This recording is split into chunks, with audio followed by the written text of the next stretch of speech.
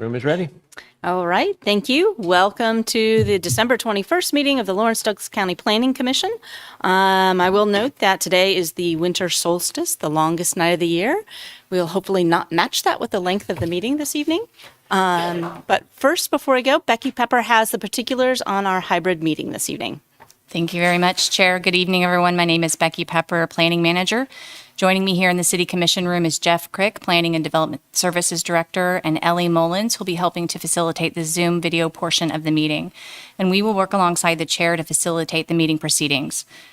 As mentioned, I do have a few housekeeping items for this hybrid meeting. This meeting is being recorded and broadcast on the City's YouTube channel and Cable Channel 25. Please remember to mute yourself during the meeting when you're not speaking. The chat function for this public meeting is disabled. All chats will go directly to the Zoom facilitator. Unless you're participating during the meeting, please turn off your video. This will allow the active meeting participants to be seen on screen, and you will still be able to hear the meeting. And when you are participating, please turn your video on, and if you have any trouble, you can send a chat to the Zoom facilitator. The city reserves the right to mute people or turn individual videos off to minimize distractions during the meeting. And with that, I will now turn it back over to the Chair. Thank you, Becky. On to communications. Do we have any written communications to receive from the public? All were included as part of your packet. You? Do we have any written communications to receive from staff, planning commissioners, or other commissioners? None this evening. Any written action of any waiver requests or determinations made by the city engineer? Also none this evening. Anybody need to disclose ex parte communications for this evening? Any declaration of abstentions? No, seeing none. Okay, we are now at the point where we have general public comment. Any member wishing to comment on anything particular that is not on the agenda this evening? Is anybody in the room wishing to make a general public comment? Madam Chair. Yes. I believe we need to do ex parte. I did ask. We did? Mm-hmm. I'm sorry. I just went fast. Sorry. Rolled right over. I missed on the line there. My apologies.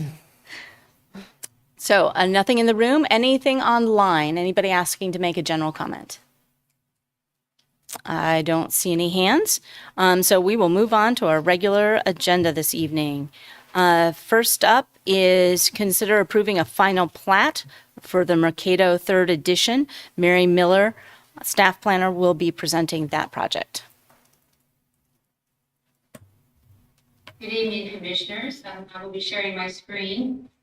And as you mentioned, this is a final plat. It's a plat for the Mercato edition. Let me see.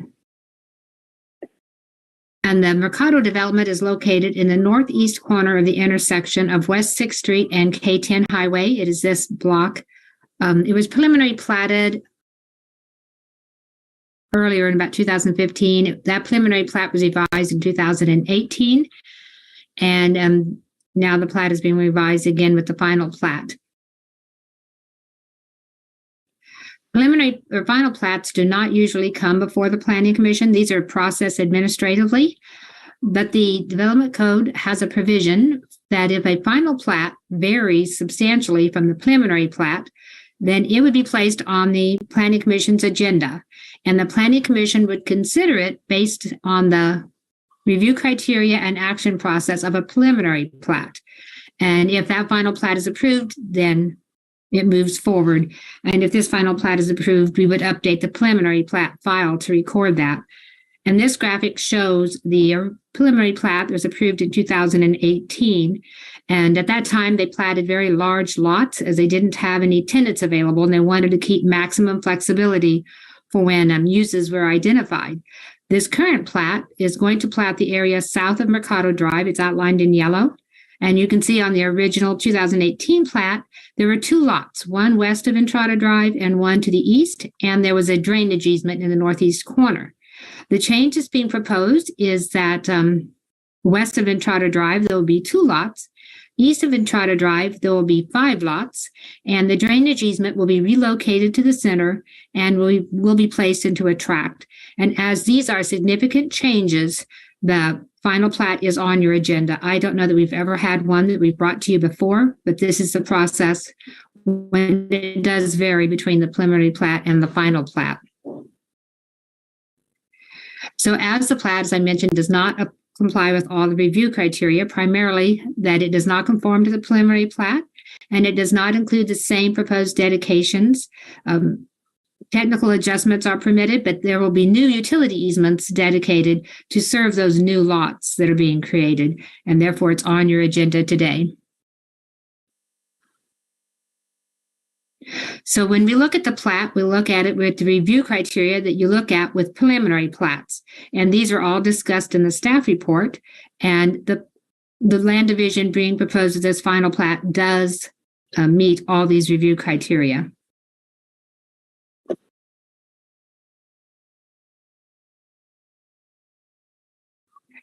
And this plat was brought before you in November. However, it was deferred at the request of the applicant.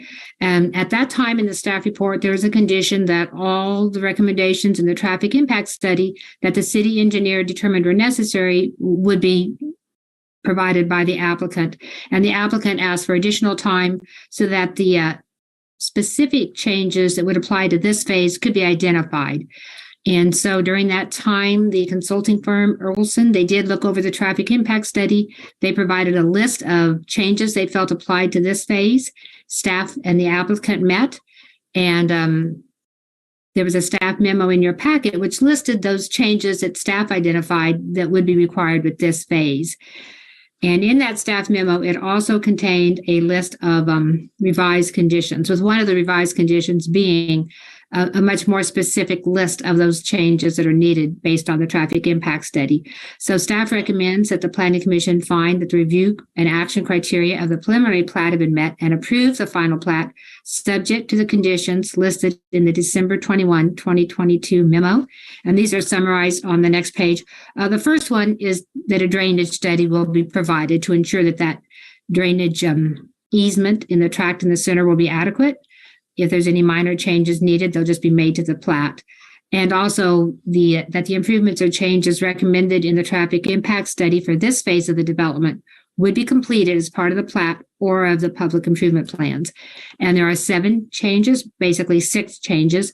There's changes to certain driveways, and then there are changes to the Mercato Drive or to George Williams Way that are listed in that traffic impact study in that memo. It specifies these specific changes. And then the last condition is that the applicant is responsible for the cost of the traffic impact study.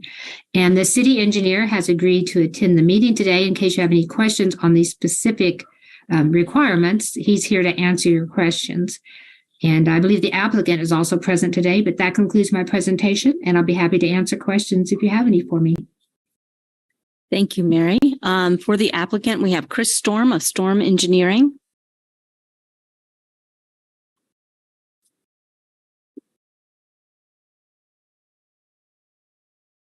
Good evening, Planning Commissioners.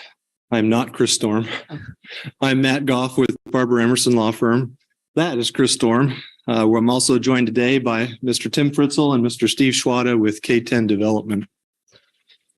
The application was submitted in the plat application is submitted in June. It's heard in August. But in this case, the city invoked a special section in the code, section 20-913D, to engage a company called Olson, which is a traffic engineer. They're an engineering firm, but they did an engineering study. And the code section in question says that if the city would like, they can require that a third-party engineer be retained and that the applicant pay for it. So that's what they invoked. Now, we objected to that request. We met with the city manager, we met with the city staff, and asked that for this Mercato 3rd edition, the requirement for a third-party traffic study be deferred or we'll just wait until we get further down the road. That request was denied. First, Olson studied the entire Mercato subdivision. So if you know what Mercato is, 6th Street to the south, George Williams Way to the east, K10 to the west, Rock Chalk Drive to the north. It's about 120 acres. So today there's a hotel in the northwest corner and LMH West in the northwest corner. Last month, the applicant requested a deferral because The Olson study of the entire subdivision identified numerous public improvements. Those were summarized, I think, in your packet that you saw before the update. Some of those items were kind of described. But neither Olson nor the city staff could tell us last month which of those improvements apply to the Mercato third edition, which is about 18 and a half acres on the south side of Mercato Drive, just on the south side along 6th Street. Olson indicated about a month ago that a specific study, in addition to the big study, would be needed to study just the third edition. And that the scope of that limited study was not something they had done before with the big study, so they required that there needed to be a change in their scope of work, and there needed to be an additional fee on top of the not insignificant fee that they charged for the big study. K1040 promptly provided the requested information and requested that Olson prepare the smaller study. But it wasn't until October 14th that the city staff and Olson confirmed to us what the specific requirements for the Mercato third edition would be.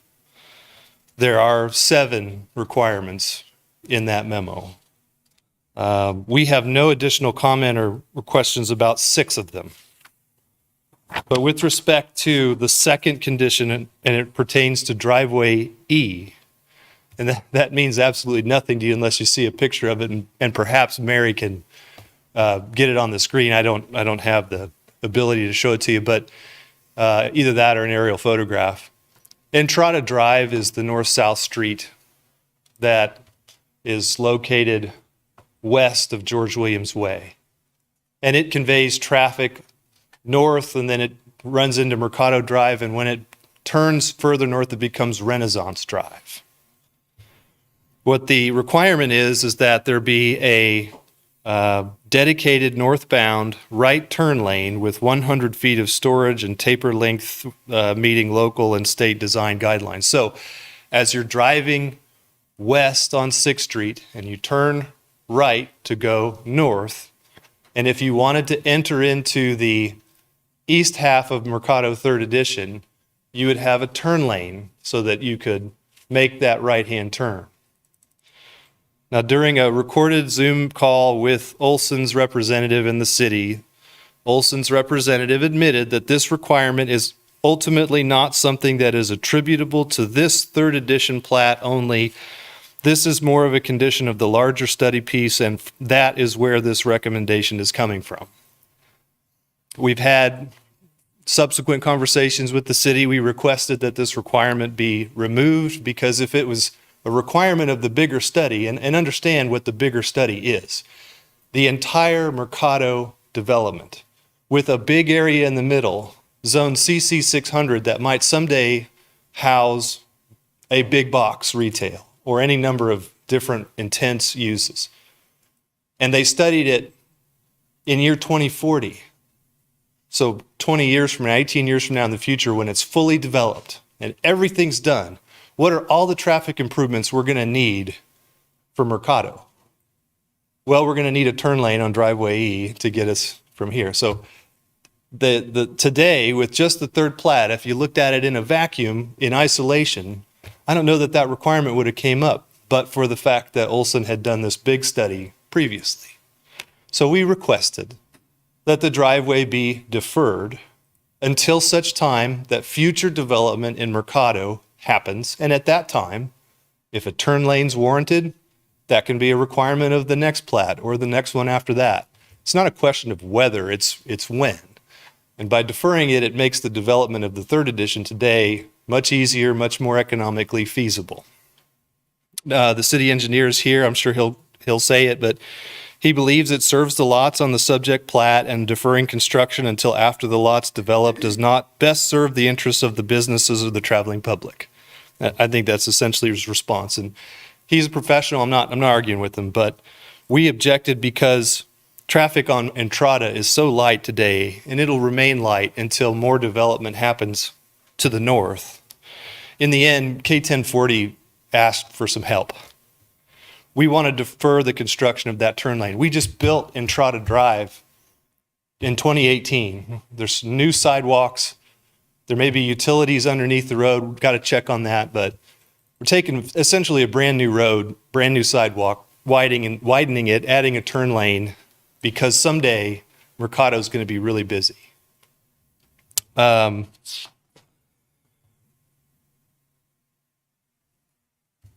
We have the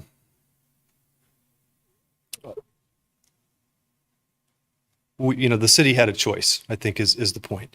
We asked for some help. We would have preferred not to do this study now. We would have preferred to be here in August. We'd prefer not to build the driveway yet. And all those requests we've made to the city staff have been denied. I figured it didn't do any harm to ask you for the same help. But all along, our main concern and our main objective is to move forward. This plat will create 7 new lots, and we have more than one under contract. And this delay in getting the plat approved has posed a bit of a challenge for us and the people who are interested in these lots. So one way or another, we're at a point where we need to move forward. But our Christmas wish would be to have the plat approved without the requirement for the driveway. That's requirement number 2, driveway E. But failing that, please approve it as it's been submitted to you so we can keep moving. I'll stand for questions. Thank you. Could you state your name again? Mr. My name is Matt Gough, Gough. Thank you. Thank you. All right. Do we have any public comment? We're going to move for public comment right now. I don't see that there's any public comment in the room. So I will look online to see if there is any public comment on this project online. Seeing none, seeing no public comment, I'll bring this back for the commission for discussion. I do have a procedural question for staff right off the top. Given that we haven't seen a final plat before like this, is there any sort of procedure we should be aware of in entertaining the request made by the applicant? Is there any special procedure involved in that? Or is that just a condition? It's just a condition. And it's kind of similar with other conditions that you have. You're able to modify or strike them or add them as you see fit in the instance. So just a normal item as a condition in that respect. Okay. Thank you. Can Yes, Commissioner DeVore. can we hear from the city engineer?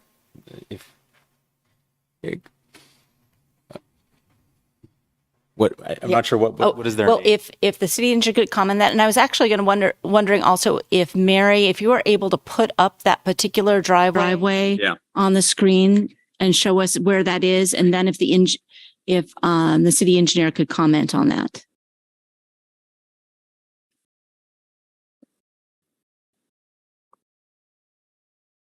I may be wrong. I believe it's here, but David could explain if I've got that drive correct. This is an access easement, and Dave, the driveway is on Entrada Drive. Is this it? Yeah. Yes, Dave Cronus, the engineer. Mary, I think in your packet, maybe sheet 21 or 22, there's a aerial image that may better illustrate the turn lane. Okay, I'll see if I can find that. But ultimately, yeah, I think Matt stated my response to deferring the turn lane into the future. And essentially, in my opinion, the access is being built, will be built to these lots in this plat. And we know that a turn lane would be warranted in the future with future development. And I think it would be in our best interest to have it built at this time so that we don't need to go back and build it in the future after these lots have been developed. It will cost more, it will be inconvenient, and we'll be reconstructing that access drive. So ultimately,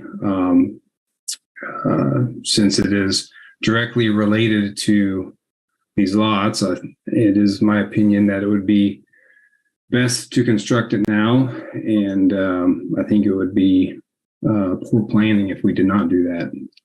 So that's the a schematic of what it would look like. So that's the driveway E there into the site, and then the northbound right turn lane. So if it were not built today, the access would be constructed to Mercato Lane, and we would need to, at some point in the future, come back in and reconstruct that, the east side of that intersection to put in the turn lane. And I think, knowing what we know based off the traffic study for the development, it's going to be needed in the future. And so, although the lots with this plat does not warrant it, it will be warranted in the future. So with that, I think it's stand for any additional questions you may have. Thank you.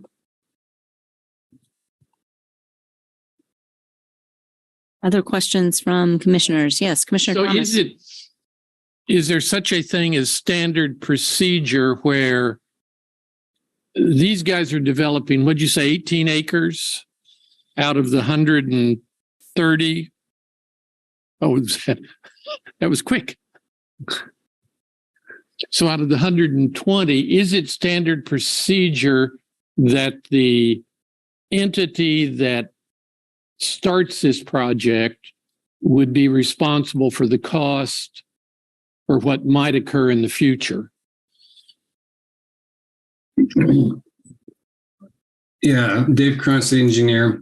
I think every project's a little different, right? But it's standard procedure on a preliminary plat to do a traffic study for that preliminary plat area. So for the entire Mercado addition, there was a traffic study that was submitted with the last preliminary plat. There's been traffic studies, several traffic studies have been submitted for this area in the past. When there was a final plat for the LMH lot, the traffic study for the entire site was not approved, but we allowed that lot to be final platted and go forward. And there was a stipulation at that time that when the next platting occurred, that the whole development again would be studied. So I think it is really important for us to not just look at isolation at a couple of lots, but to look at the bigger picture. The transportation system is a network, and it shouldn't just be looked at in isolation. So I think if our best practices for looking at doing traffic studies is to look at an area that's wider than just a specific area, or in this case, the Mercato third edition. So yeah, I think it was appropriate to look at the area of the that was submitted with the last preliminary plat, and so that's kind of a standard practice.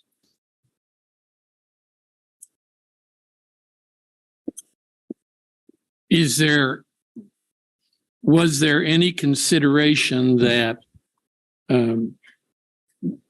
these guys would pay a portion of that right turn, and that whether the city would pick up the cost and then get it back from other developers? Is that ever a consideration?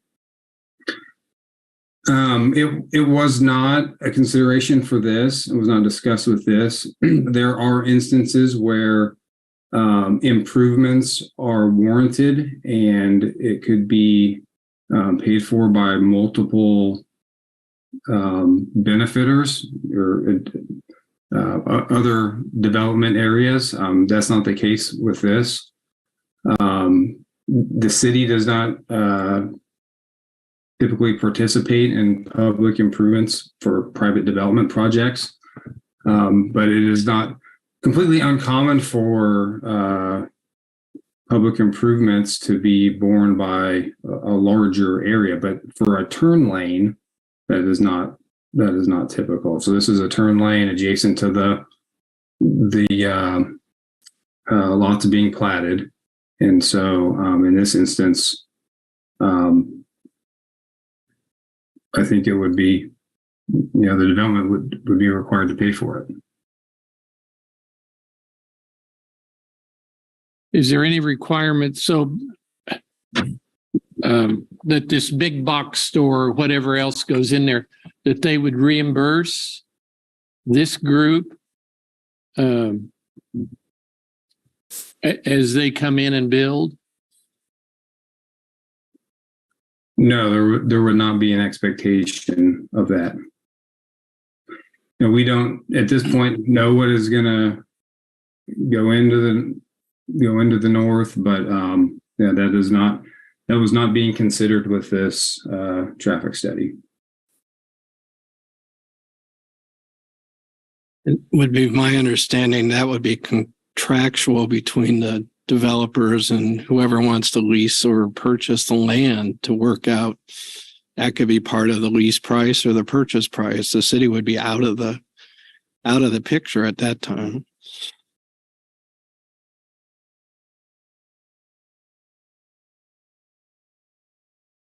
Other comments from commissioners?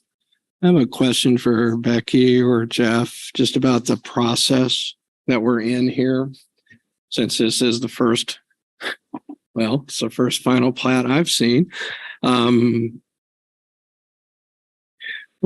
normal process is what? It's administratively approved? Correct. Preliminary plats are what you would typically see, and then you would approve them and have conditions or what apply to them at that point. And a final plat is administrative. As long as the plat that is submitted meets the requirements of the code and is substantially similar to the preliminary plat, it's administratively reviewed and approved by staff at that point. But in the instance of this one deviating so greatly from the preliminary plat, that is why you are seeing it in the instance. Which once there is an administrative decision made, there's a right of appeal to the city commission? Correct. And in this instance, that is the same thing. It would be, since you are hearing it, is that it could be appealed, your decision could be appealed to the city commission ultimately on that decision. Mm-hmm.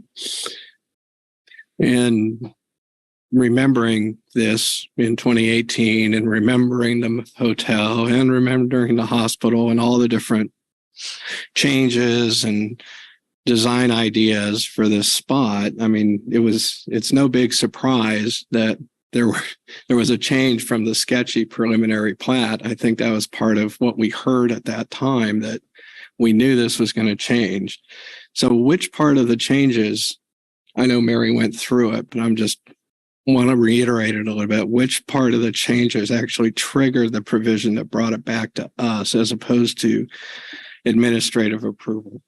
Maribel, correct me if I'm wrong here, but it was the change in the eastern lot where it was configured as on a lot as a single whole lot, and then it's being proposed to be divided into multiple lots with a tract for drainage. That is what constitutes the trigger to bring it back. So in the normal process, in administrative approval, there'd just be the input from all the city, all the necessary inputs from all the city departments and engineers, and that would be reviewed for consistency with the codes, correct? Correct. Which would just result in an approval in most cases. Typically, yes. And what we've heard here tonight is there had been objections, and those had all been considered along the way until we got to this point with what's presented to us. Correct. Okay. So if we were to make modifications to this final plat, what would be the result? We'd actually be deciding on the design? Effectively, yes, in some respects there. And the key to remember with platting is it's a ministerial function. It either meets all the marks or it doesn't. So the granting of a plat is, does it meet those marks or it doesn't? So if it has the hallmarks for the code requirements, that's one aspect to it. The discussion about a conditions on that, which is typically done with staff as part of that process, you're seeing it as just a bit, you're kind of serving in that role that staff would typically see. Is there's a condition on the plat, has it been met, or what needs to be put there to ensure that public improvements are included in a way that substantially satisfies either the traffic study or the requirements that the city engineers have determined to be necessary. This puts this in a very odd situation for the Planning Commission because in general, when we make recommendations, they're just recommendations. Or in the case of variances, if we make a decision, it can be directly appealed to the City Commission. If we were to make modifications to this final plat, who would have the authority or the standing to actually appeal our decision to the City Commission?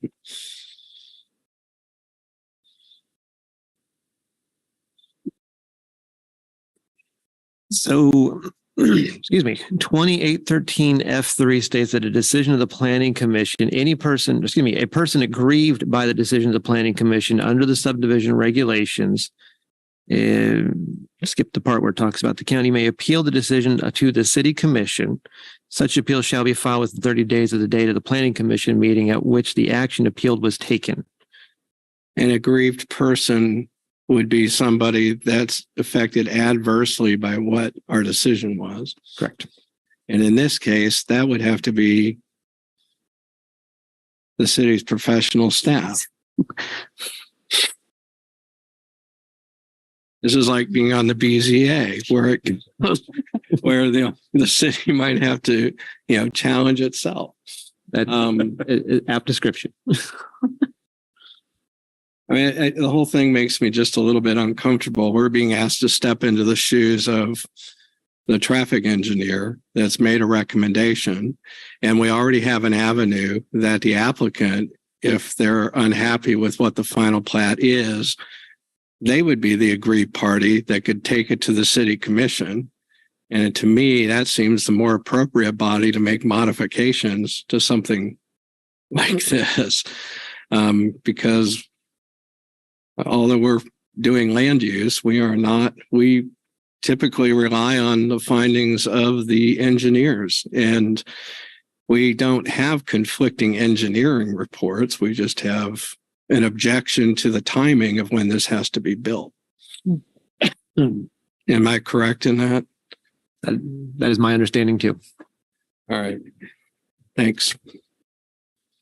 Yes, Commissioner Hagan. Question. I think I'm pretty clear on this. I just want to make sure. I mean, this is exactly the kind of thing that would be happening behind the scenes that we would never see, right? This adding a turn lane or something is exactly what staff would put into a final plat through the administrative process normally, right? So this is a typical decision that the staff would make that we would never see. Is that correct? Yes and no. Usually you would actually see this with the preliminary platting process as part of that. That would be part of the comments and the conditions that would come up as part of that process, is that the traffic study would have been submitted, the engineers would have reviewed it, and you would see a preliminary plat that would ensure that the rights of way were sized correctly and had the right details to allow for those items to go and move through. So it can happen there. It can also happen as things escalate as we're going into final plats, that maybe a condition has changed in the years and it needs to be addressed, or there's been one that jumps to mind is, that sometimes a state Department of Transportation will make a change that then substantially requires an alteration because there's now a plat restriction or another entity's done something that makes it a little hard to do. And that would be a modification you would see at the final plat. And those would typically be handled administratively if they could be. But usually you would have the conversation about traffic studies and these kind of things at the preliminary plat stage.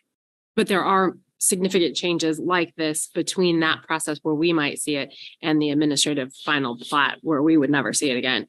There's very specific standards in the code that says when it can be modified and not constitute coming back. And so there is some bounds to that one of it. There's an easement needs to be moved or adjusted to fit a pipe, or if there's, you go out and you field survey something and suddenly find that there's something else there that you couldn't see before, there are some modifications and movements that occur, but it's very limited and there are bounds around what that is before it escalates back for review by the body.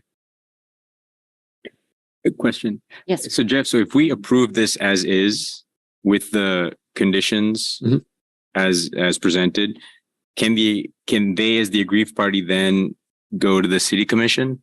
Yes. Okay. Are there cases with final plats where as construction commences that there are discussions with the city about timing and when things actually have to go in, or does this trigger some code section that I wouldn't be aware of because we never see them, that things have to happen within a certain time period. Might ask, have Dave Cronin correct me if I'm wrong here, but there are instances where as a project progresses, sometimes we find that there is the need for a public improvement change or a modification that does come through. And those are typically handled with the construction and the design processes as part of that. And so, yes, that does happen from time to time, but usually not a substantial item necessarily as a lane adding or a box culvert dropping in suddenly out of thin air.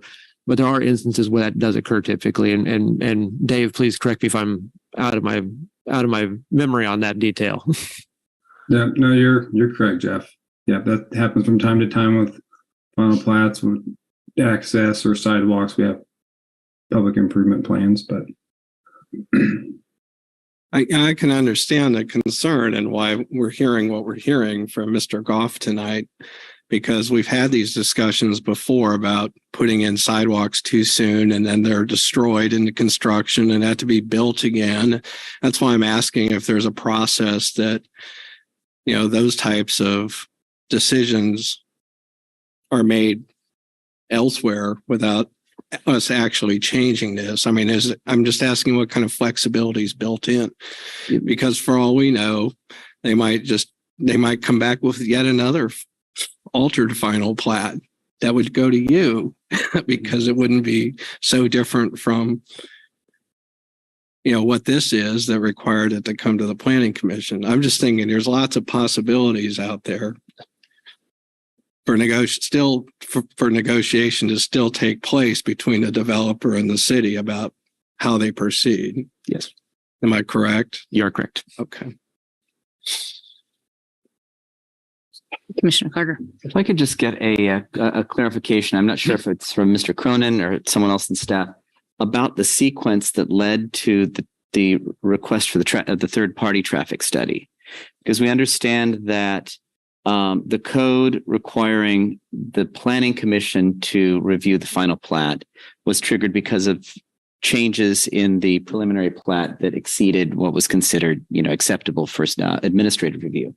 But at what stage in that process then did the request for the third party traffic study get invoked? Dave might have to help me with my dates here. I don't have it off the top of my head, but when the LMH addition portion of this plat was filed, there was a note that was put to the file by the planning director at the time that said that any future improvements or site plans or a platting action would constitute and require a third-party traffic study to be invoked because there was the disagreement on the study that was involved with the platting at that time. And so that was how that got brought around. It was a note that was left in files and saying the city engineers did not agree with the traffic study related to that addition. And then therefore we would need the third party to verify the build outs and ensure that everything was put in place at that time. So I think that was about 2018, if I'm working correctly from my memory, maybe 2019, but in that time frame. Yeah, you're correct, Jeff. Okay. Thanks. Commissioner Thomas. So whoever out there, does one of you or a group own all of that 120 acres that is still undeveloped? Okay, so is it possible to get, I just think the 18 acres and you're paying for all of this on what might happen, is it conceivable that you would get money back from whoever else goes out there and chooses to build? Is that, I don't know how business works, but is that even feasible? If you could step up to the podium, please. Thanks. Okay. I think you're thinking of this in terms of a fee that's paid by someone later.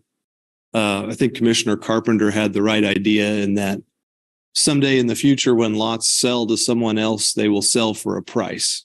We don't know what the price is. Right. Some people would hope it is really high. Others will want it to be lower, but we don't know. So, we would hope that in the end that this development would become profitable, but that's the risk you take in this real estate development. But it's not a question of if it's built, it's just a question of when. So I want to have my box store out there, and so I want 35 acres out of this. So I come to you and I say, I want this 35 acres, and here's what I'm going to do. And you'll say, gosh, Charlie, we'll sell it to you. And you're going to have to pay an extra $100,000 to help us pay for that right turn lane. I don't know that it would be so specific. I mean, it's a price and the price is a number. I mean, who knows? And they have to agree to pay it too. We just don't get to ask for whatever we want. But I can give some clarity on that 2018 letter if anyone wants to know. So, I mean, yes, there were letters in 2018. The plat was submitted in June. Comments were back in mid-July. Responses to the first round of comments came in early August. And then on August 3rd, the staff, I think, found this 2018 letter and remembered that they said they were going to do this. And that's when that process began. And then it was mid-November when we got the big study back, or the conclusions of the big study. We didn't actually get the actual traffic study. And then mid-December when we got the little study's conclusions back. So that's what slowed it down so much. But yes, I mean, there was a letter from 2018. On the one hand, the city could have done that study in 2019, or they could have done it in 2020 or 2021. They didn't, that's okay. We weren't going to ask them to, but it happened at the 11th hour, we think. I mean, right or wrong, it did. And that's why it's December and not August now, although I wish it was August. Thank you. Tomorrow we'll really wish it was. I know, I'm getting there. Commissioner DeVore. Matt, can I clarification? Yes. So what are the harms, like if this gets approved tonight without your request, what are the harm? Can you just state the harm? I know you've kind of gone over them, but how is the party affected? So in other words, if you approve the plat as submitted to you by staff, right, that would require the turn lane. So the 2020 cost of developing the third edition is higher than it otherwise would be because we have to design and build this turn lane with public improvement plans and consider how to relocate whatever utilities are under there, if any, and pay for it and do it at the same time that we're trying to build access roads and others may be trying to build vertical structures to open a business. And I would say, why? Is it because traffic northbound on Entrada today is so heavy that cars would actually stack up from the intersection of Mercato Drive and Entrada all the way down to 6th Street? I mean, it's a right turn and then a right turn. I'm not an engineer. I'm not arguing with Mr. Cronin and why he thinks he needs it. I mean, that's his prerogative. We just think that given a choice, if the city were of a mind to be accommodating, I don't know that it's just black and white, like, oh, you have to do this, because it came from the big study. The big study says someday when Mercato is all this, you're going to need it. And, we hope he's right because we want that for Mercato. Mm-hmm. But today, for this third plat, I don't think we need it. That's the point. So our ask was just, let us build it later. And if the answer is no, you have to build it now, what's the alternative? I mean, nothing or build it now. I mean, there's no choice. The turn lane would have to be built. The preference would be not to. Mm-hmm. Thank you. Other questions? Commissioner Munch. Yeah, thank you. I have a follow-up question for the applicant. Thinking about costs and harms, just to clarify, those same costs and harms would exist whenever this is done. Is that accurate? I mean, whether it's done now or in 5 years, you'd still have to undertake the cost of designing it and figuring it out and undoing what's already there. Yeah, unless you believe that everything will be free in the future. Yeah, it'll cost money in the future, probably cost more money too. But it's a business decision that the applicant's basing this upon, and again, just a preference on their own, because the scope of what they're producing, the product that they're making today, are 7 lots in the Mercato third edition. That's what they have to market and sell. They don't have any more than that. And those lots will sell for some amount of money. There's a top end and the bottom end. It's not, there's some amount of revenue that comes from the sale of those lots. And with that revenue, they had hoped to build Mercato Drive all the way over to George Williams Way and all the connector streets and the detention ponds and anything else like that goes into it. So there's already a slate of things to do. And so we're just trying to phase it to match with the steps we're taking. Hopefully that makes sense. Thank you. Thanks. Commissioner Munch, did you have any further questions or comments? Yeah, maybe a separate question for staff. So if this turn lane wasn't approved in connection with this platting tonight, when would something like that typically conceivably come before the planning department again? Is that in connection with the platting of the rest of the development or a site plan? When would that arise? Commissioner Munch, I think you broke up a little bit there, but it was the question of if it was not a turn lane, when would we see the turn lane come in if it was not there at the time of platting, correct? That's exactly right. There was reference to potentially deferring this aspect of the development, and I'm just curious, how would that even come back to planning in the future?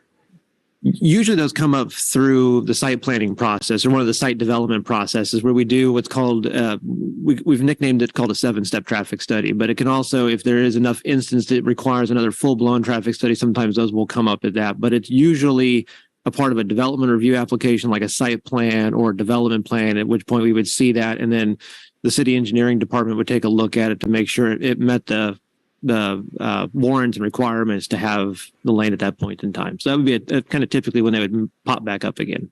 Got it. Thank you.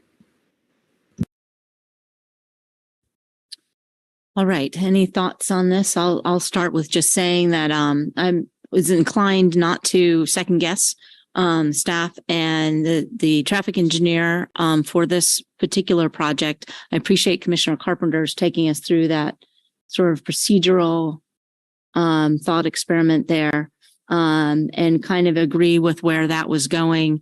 Whereas the applicant has an avenue, if we approve it as is with the recommendations from the city engineer and the planning staff, that would normally occur with a final plat.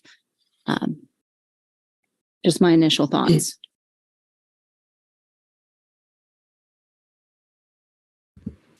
I share in those same thoughts. I think that was a good, concise summation of my feelings here. So thank you. Yeah, I'm also going to vote no because there is the avenue for city commission review, which I know is going to be taken advantage of, knowing what I know about Mr. Goff and how long this project's been in the pipeline. And it's so close to doing something, which I'm so glad to finally see, because I know this got bumped off the rails with the 2008 recession, and it's taken a long time to get back up to getting things in here, and it's been really slow. So it's good to see we're there, but I don't want to, substitute our judgment for staff by doing so, leaving staff in the position of having to appeal that to the city commission, when I think it would be better to have the applicant appeal it. And if there are modifications, they be made by the governing body, which usually makes these types of concessions to businesses, and they have the authority to do that. And we really don't, because this sounds more like a financial matter, a business decision, as was stated, and that's beyond our purview. And there's still an avenue for that to go to the body that actually has the authority to make those decisions. So I think that's probably what should happen with this. So I'll be voting no. Well, depending on how the motion goes, might not necessarily be a no, but I would be voting in favor of the plat and against any modifications. And did I not hear you say you want this done tonight? You want this approved, even if you don't like what we would approve? Yes, sir. Okay.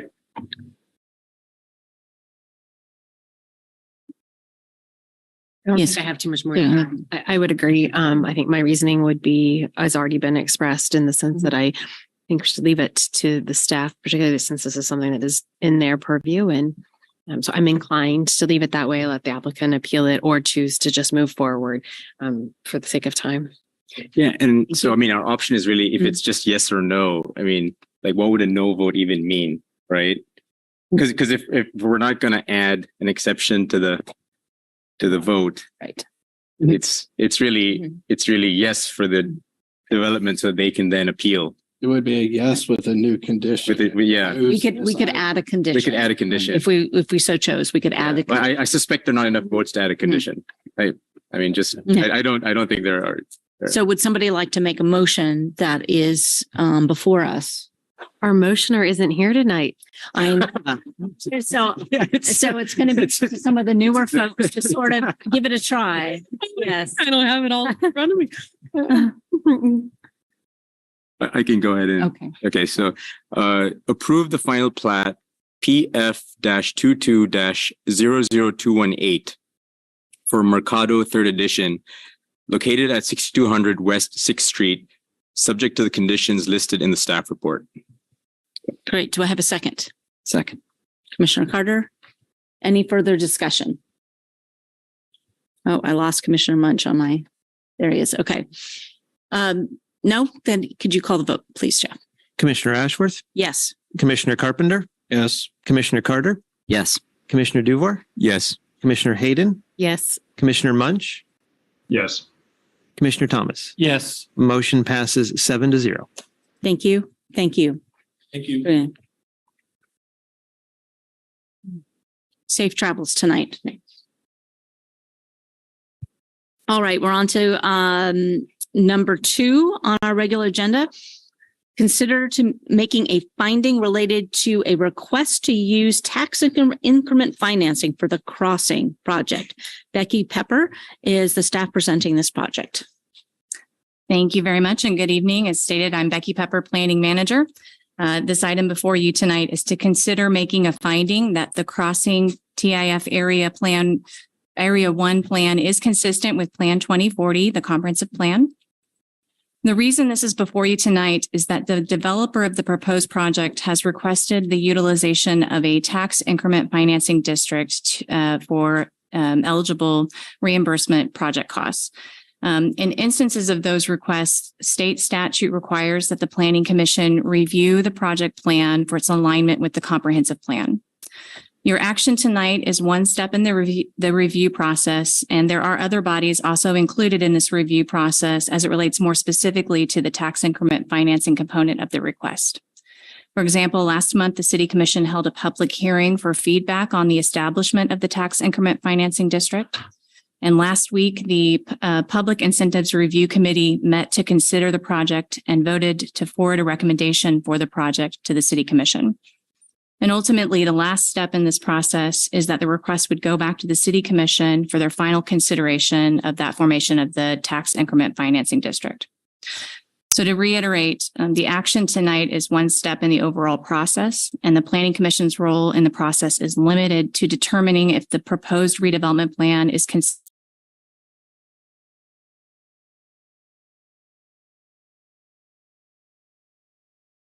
included in an attachment in your packet, and it's labeled TIF Project Plan, the Crossing Lawrence. It's in the attachment section of the agenda item report. The overall project area consists of approximately 80 acres and is located approximately at the northwest corner of Clinton Parkway and Iowa Street, although there is a portion located on the east side of Iowa Street. The overall project contains 2 project areas referred to in the plan as Project Area 1, which is the area highlighted blue in Exhibit A of the project plan, which is on page 19 of the agenda item, or page 49 if you're viewing it with the entire agenda packet. The Project Area 1 is located on the west and east sides of Iowa Street. And also in that Exhibit A, the area that's highlighted yellow is Project Area 2, and that's not included in your request tonight. The proposed project, which is also referred to as the Crossing, would be a mixed-use development described in that project plan as creating a live, work, learn, create, play environment to attract and retain the next generation of innovative companies, researchers, and entrepreneurs. Further, the project plan describes the proposed project as including a residential community that includes market rate and affordable housing, research-oriented office space, an early child care and education center, and a unique mix of restaurants, activities, and neighborhood amenity retailers arranged in a walkable, attractive environment. The project plan also notes that Plan Area 1 could include multi-dwelling residences, a grocery store, a hotel, retail, office, research space, and other general commercial and residential uses. One thing I would like to note is that the project plan serves as a high-level, long-range planning document. The specific details on the site improvements and layouts are not required at this point for your consideration of the consistency with the comprehensive plan. The project plan provides that long-range forecast for the types of uses that would be developed on the site rather than providing those site-specific details. Those would be determined later in the development process. Now, staff did find that the comprehensive plan contains many goals and policies that align with the project plan, all of which you'll find listed in that staff report. Plan 2040 speaks to infill development and minimizing the location of development opportunities, or maximizing the location of development activities within Tier 1 of the urban growth area. As a reminder, Tier 1 is within the city limits of Lawrence, and properties within Tier 1 have access to existing infrastructure and services, and as such, Plan 2040 encourages maximizing the development in these areas before expanding into Tier 2. To help with this maximization and utilization of development in Tier 1, Plan 2040 also supports mixed-use development when contextually appropriate. In addition to aligning with the infill and mixed-use recommendations of the comprehensive plan, the project plan was also found to align with numerous other goals and action items of the comprehensive plan. As I mentioned, that full list is found in the staff report. Items listed there show consistency for goals for economic sustainability. Goals included in Chapter 3, which is the Growth and Development chapter in terms of growth management and residential, commercial, and industrial development. The project plan was also found to align with goals in Chapter 4, which is the Lawrence Neighborhood and Housing chapter, as well as Chapter 5, which relates to transportation, and Chapter 6 that pertains to economic development. Given that, staff does recommend that the Planning Commission make a finding related to the request to use tax increment financing, that the Crossing TIF Area 1 project plan is consistent with the comprehensive plan, Plan 2040, for the development of the city as required by state statute. With that, I am happy to answer any questions. And also, Britt Crum-Cano, the city's Economic Development Director, is joining us via Zoom, and she can provide more details if needed. Thank you. Thank you, Becky. We don't actually have an applicant to make a statement on this, so we'll go right to public comment. There's no one in the room to give comment, so I'll look online to see if there's anybody, member of the public who would like 3 minutes to speak on this particular item before us. Not seeing any, I will bring it back to the commission for discussion and just reiterate that our job tonight is to determine whether this project plan is consistent with the comprehensive plan 2040 and not commenting on the various details of the actual plan itself. So in other words, let's say, for example, we want to understand the financing and stuff like that. We that's not really something we want to discuss. Right, like let's say where the city is going to reimburse the development to some extent. If we had a question about that, like what portion is being reimbursed and that kind of thing, is that a question we can ask here, or is that not part of what we're here to do?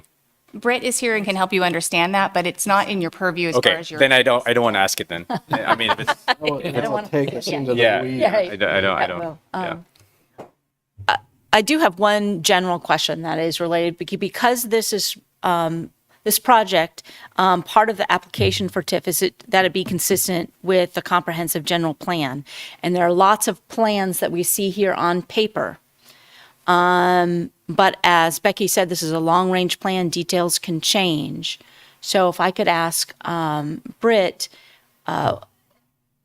if this project were to change substantially in the future, if this TIF was given, I mean, what is the applicant's responsibility to maintain consistency with Plan 2040 as this project goes forward?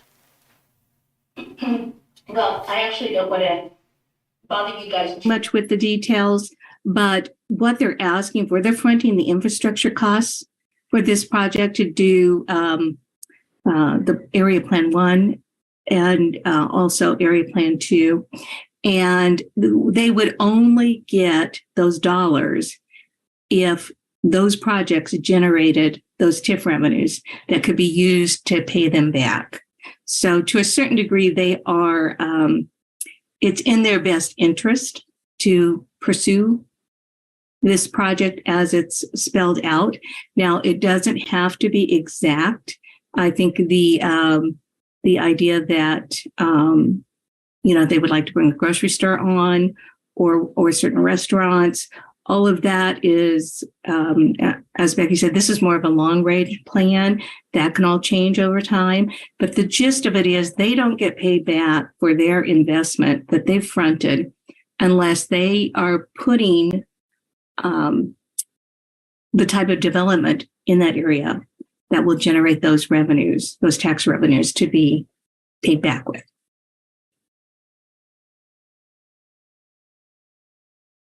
I'm not sure if that quite passed. So our assumption is that most of this would still be consistent with Plan 2040. It wouldn't veer off into something else that would still provide the funding, but be very different than what was promised in this document. I guess I don't quite understand. This is my first planning commission meeting, but I'm not sure how it would change. I mean, it could bring in different mixed use projects. It could bring in, maybe they don't bring a hotel in, all of that. They're not going to know at this point anyway what they're bringing in, but they're basically bringing in residential and some commercial, which will be office and probably retail. But that mix is not anything that's set in stone at this point. I believe all of those things will go through the planning process. Well, I'm not 100% sure about that. Maybe Jeff can help me with this because this is KU and I'm not exactly sure what they are subject to. But I can't exactly imagine. I guess I'm asking you, how would it? Can you give me an idea of how you think it could potentially change? Well, just that there's a lot that's promised here that would be consistent with Plan 2040 as we see it now. But if the situations changed and they had no retail, they had no housing, and it was just research facilities, to give an extreme example, then it really might not be consistent with Plan 2040. I think I'd let Becky probably address that. I may be really off base with that. I'm sorry, but I just...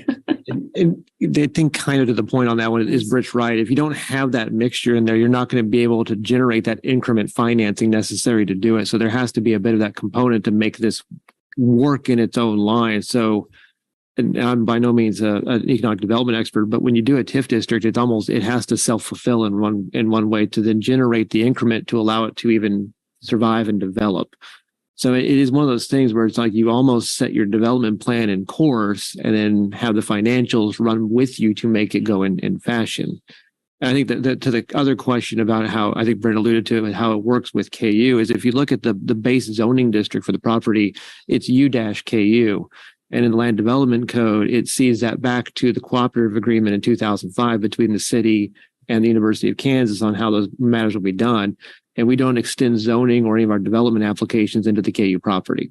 So it is the KU has that ability to set that up and work at it at their speed and as they would see fit. It is not tied to our development applications or our zoning process. I think I still am unclear. heard the question. I could be wrong, but I heard the question as a broader question, which is just simply like, is there a mechanism in place? And it sounds like the answer is no, but is there a mechanism in place to hold them accountable, right? Once the TIF district is granted, basically they can do whatever they want there. I understand that they would need to create space that is generating income, right, for the TIF income. But I think that doesn't necessarily mean it has to be compliant with the plan, which is the question before us. Right. So they could go ahead and get it if we were to approve it. They could do all kinds of different things in there, it's possible to still generate TIF revenue and not be in compliance with the plan. Now, maybe the plan is written, such that most of these projects fall within it, that even if they were to be modified, they would still fall in it in some way. But that's what I heard the question as more.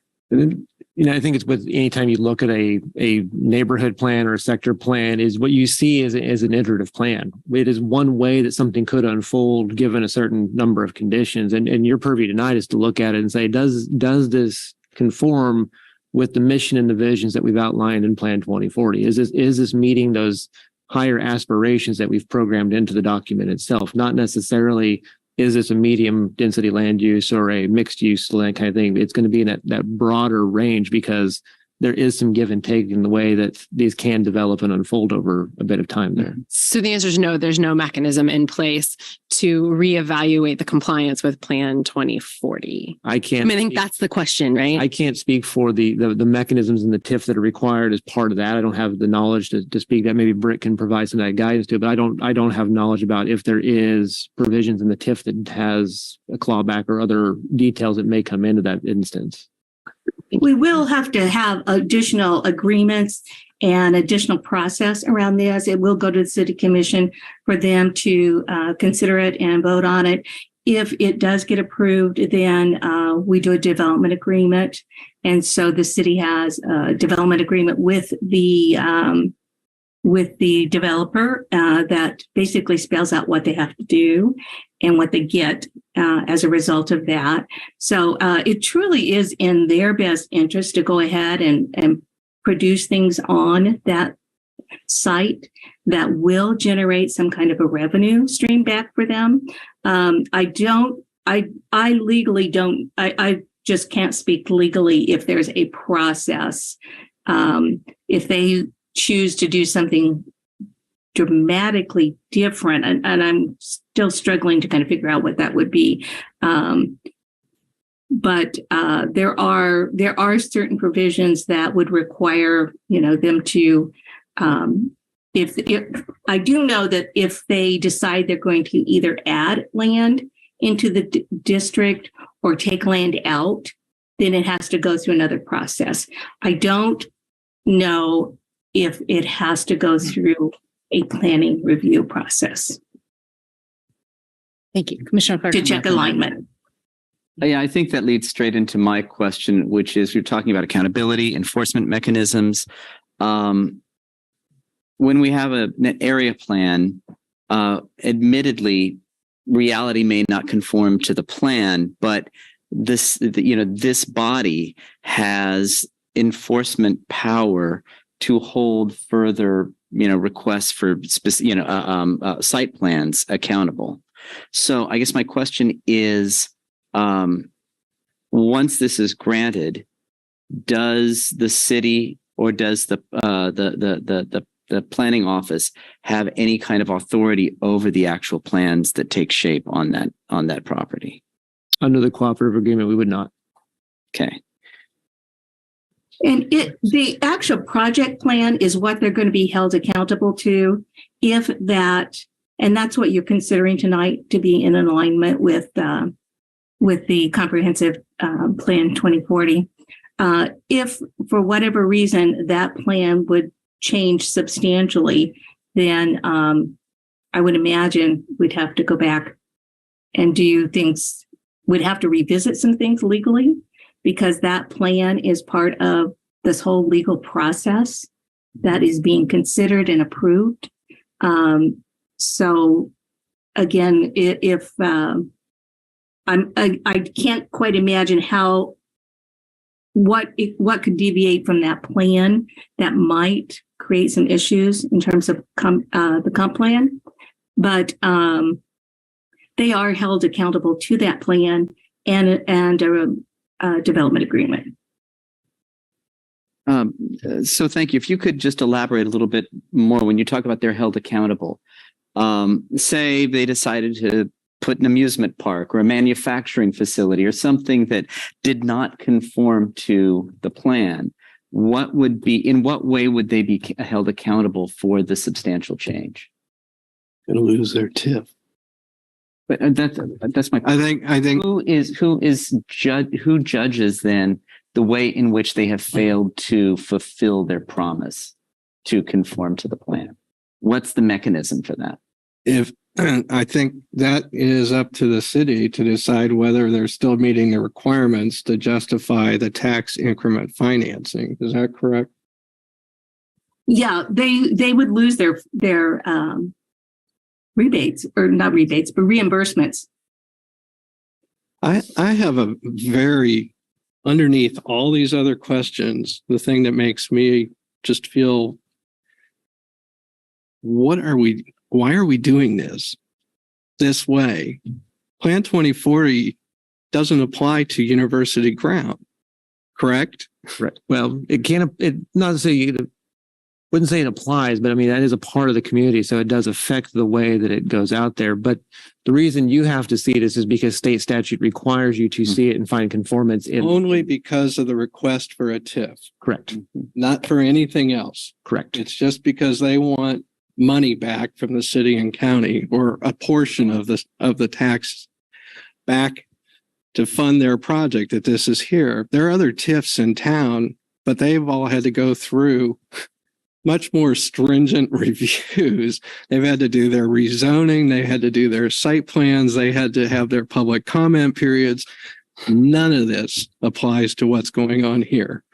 You should also note that the TIF process and the land entitlement process they're not together. You can go through them independently, like you're saying right now. So one does not constitute or trigger the other in that instance. I'm not trying to imply they do. I'm just saying every other one that I'm aware of, Bower Farms, the Oriad, and a couple of others, they're private property in the city, subject to all the subdivision regulations and every other regulation we have for zoning and building.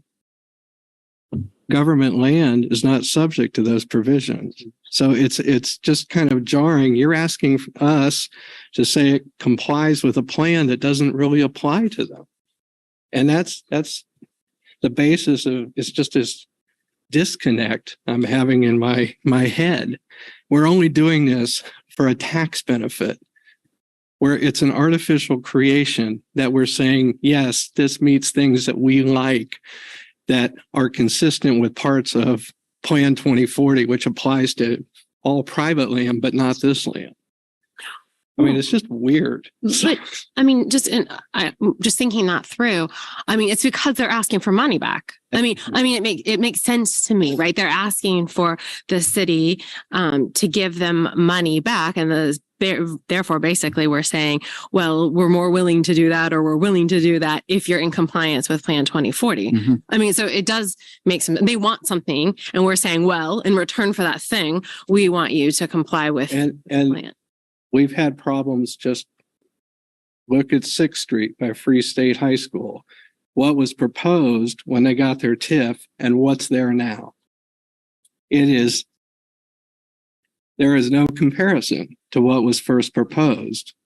This grand idea of new urbanism, of mixed use development, I'm seeing the same shiny object here. I don't know what's going to be here. How do I know it's going to conform? This is Commissioner Ashcroft's question. I was just going underneath, behind, even below those questions, but those all rise up to these questions that have been, presented by Commissioner Ashcroft and Commissioner Carter. They're the same issue.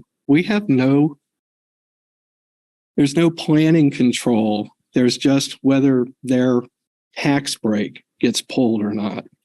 And if I may, there's only whether any deviations cross some sort of threshold of intolerability that somebody decides, wait, this is now, you can deviate a little bit and we can still consider it to conform, deviate a little bit more, and well, it's not that much different from what the way it deviated earlier.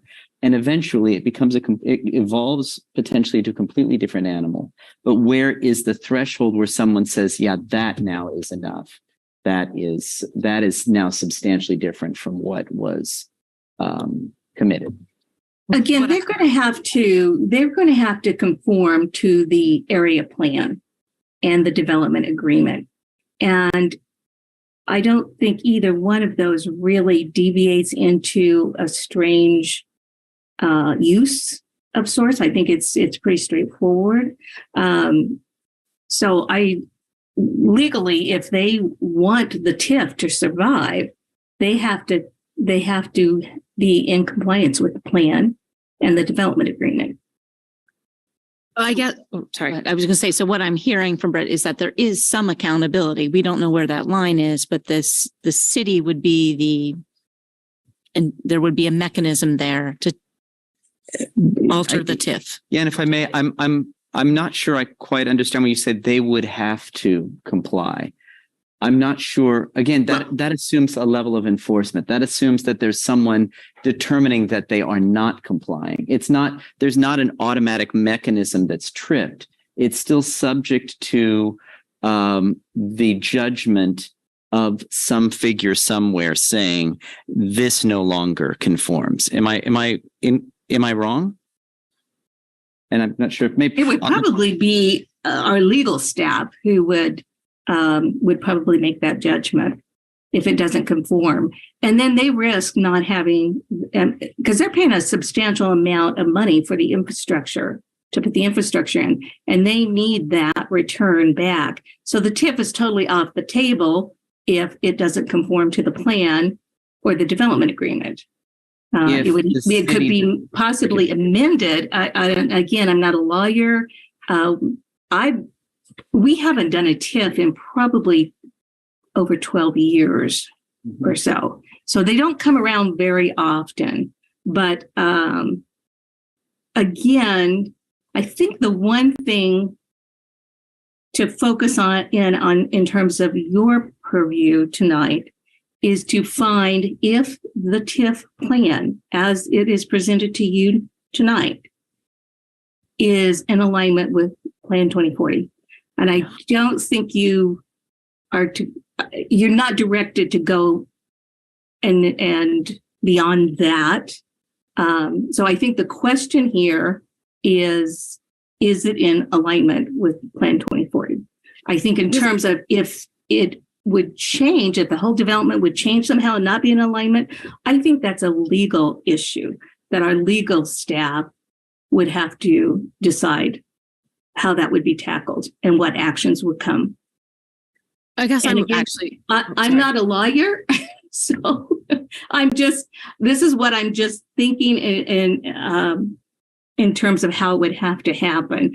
We've never had a TIF that didn't do that. I do know that on the back end, there's a substantial amount of compliance, and it's very, very detailed because I did it on the last one. They have to submit all their receipts. The TIF statute is extremely particular about what is an eligible cost. So all of that has to be certified, and that all feeds into, again, the development agreement and whether they're going to get money or not. So, there's several mechanisms in terms of clawbacks when it comes to, when it comes to economic development incentives, and that's pretty much how it works. In terms of how legally, if you need to go in and amend something or change something, I can't really speak to how that process would work. I know it has happened in the past, but I'm not sure about the exact legal process. And may I just make one? Yes, and sure.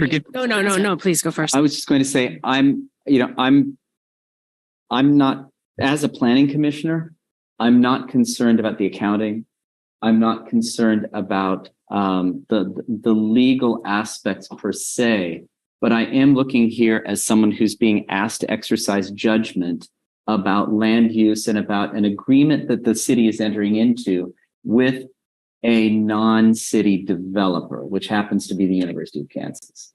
And to me, unfortunately, I'm kind of reminded of a judgment we were asked to make a few months ago about the Transportation Improvement Program, TIP as opposed to TIF, where we were being asked to, exercise our judgment about whether it conformed to Plan 2040. And I voted against that, not because we were being advised to agree that it was, and I think that passed. But I just find this transactional relationship kind of uncomfortable because I don't see where that trigger is for enforcement. Yes, I mean, I think it looks great. I think the plan, the vision, not even a plan, I think the vision looks fantastic. It seems to serve the city. I think anything that's good for bringing in, this R&D oriented personnel is great for the community. But the state statute, perhaps, I'm not sure what it is that's forcing us to make this judgment. I just don't see how this evolves realistically, where the enforcement is that this will end up conforming, not just that it does now at this snapshot in time, but where is the guarantee that it will conform when we have Commissioner Carpenter has given examples where progressive changes over time lead to something that does not look like what was promised. So, can I ask a question of Jeff and the staff? If they weren't asking for public incentives, what do they have the right to do when it comes to putting whatever on there? Because I think that's a whole different mechanism and a whole different agreement between the city and KU that may be at the heart of this issue, not necessarily whether, the economic development side of it comes into play. But Jeff, can you tell me what would they be allowed to do or not do? That KU would be allowed to do or not do, or just a developer on that same property. Yeah. Well, under the cooperative agreement, they could do it whatever they'd like to do with it. Quite truthfully, there's some bounds and reasons to it that they obligate themselves to work with for stormwater, wastewater, water provisions, streets, and those kind of things there. But there is nothing in the land development code that we could carry or apply to them for a development process or a zoning district. So they do have a little bit of operational freedom inside of that boundary, the way it's structured. There's Sharon's amusement park. I don't hear anybody up here taking issue with that. I hear us talking about they want something in exchange. They want our tax dollars. And so that brings in the purview of what are they planning on doing with the land and is it in compliance with our plan?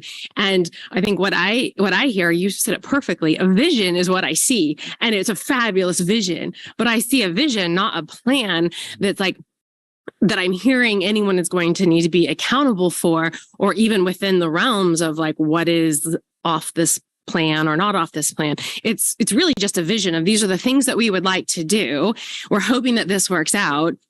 And go ahead and grant us and allow us to take the tax dollars. And I just kind of feel well, if you want the tax dollars, I want to know what we're getting for it. It's really about the request for the tax money and not what they can or can't do with their property. Unless I'm I think you're right. This area is not. And that's. I was just going to say that's really, I think, the city commissioners' position is and that's what they will be considering. They're going to be considering the but-for analysis and the whole slew of other analysis and whether or not they think the payoff is worth it for the city.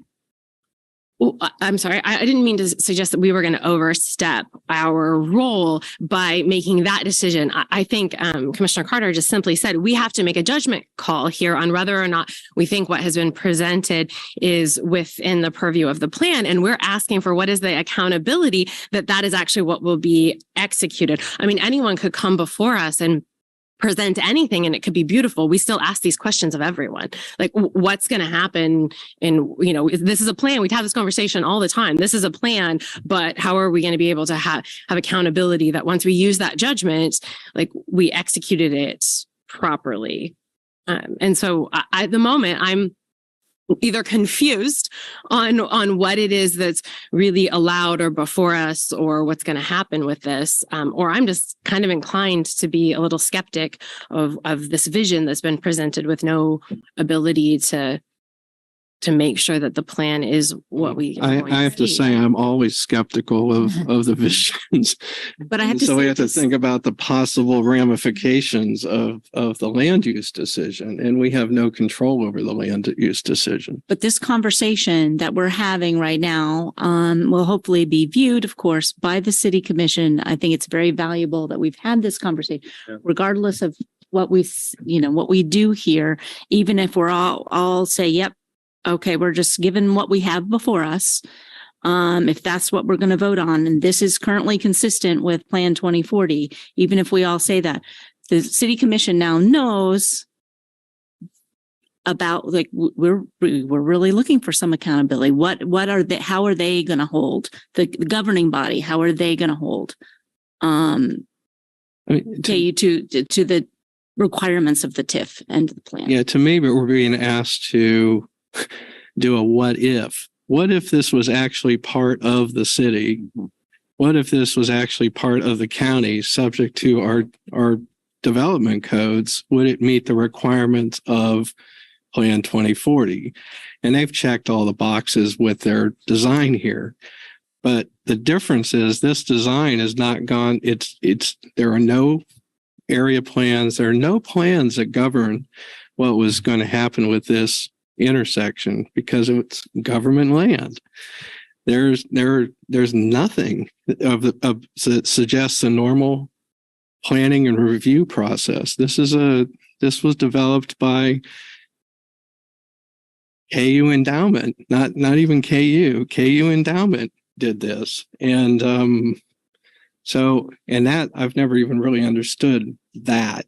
Why sometimes it's KU land and it's outside our purview, and other times it's owned by KU Endowment and it's still considered government land. I don't get it, but I would really not like to go into that. I know. Well, we're not going into that tonight, but I'm just saying, there's all these other issues. It's just never gone through the usual review and planning process to even reach this stage for us to say it conforms or not conforms. So it is a pure theoretical thing. If it was under our purview, does it comply with Plan 2040? I think that's what we're being asked. Is that? That'd be correct. Your purview tonight is, does the plan that you have before you conform to the vision and mission of plan, or excuse me, the vision and overview of Plan 2040? I have two questions for staff. One is, since we talk about what if the majority of the commission voted no? That's one question. The other is, does the city under this agreement have any kind of, you would talk about things like a special use permit or conditional use permit, where the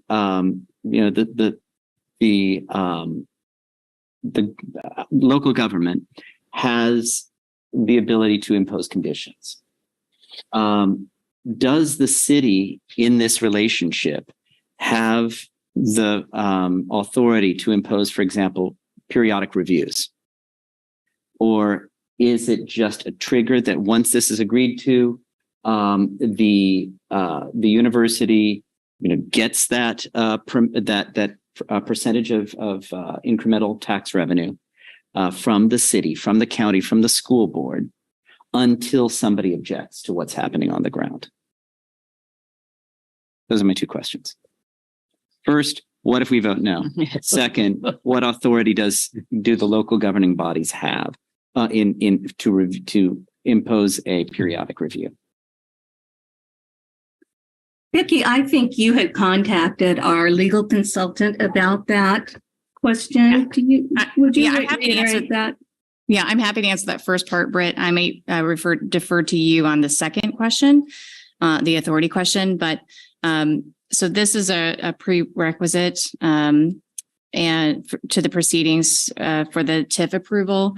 And so without this finding from Planning Commission, the city can't proceed with the TIF plan. Okay, thank you.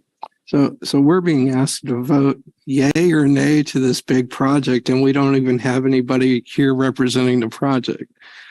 Boy, you talk about rolling the dice.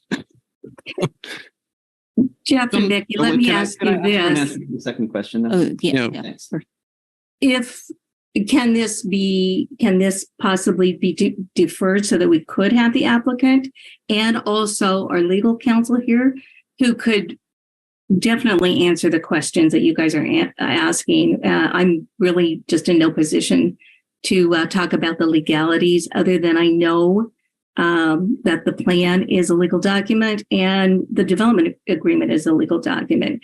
And what recourse is there to do if somehow they would deviate completely off of that? Again, I can't answer those questions for you. So are there any options along those lines? Yeah, certainly. If the Planning Commission would like to defer this to be able to bring the applicant and counsel in to be able to answer those questions, that's a motion that they could make with consideration of the project timeline too. I would, if you have input on how that might affect that. It would probably affect when they could actually start development. Right now, we have in January 17th, we will be going to the City Commission to ask them to consider a resolution calling a public hearing in February, actually on the 21st of February. And that's the meeting that the City Commission will decide if they are going to authorize the TIF for this project. I believe the CID, the development agreement, the TIF plan, all of those go to the City Commissioners on the 21st of February if we stay with the general schedule. So it would probably affect their development timeline.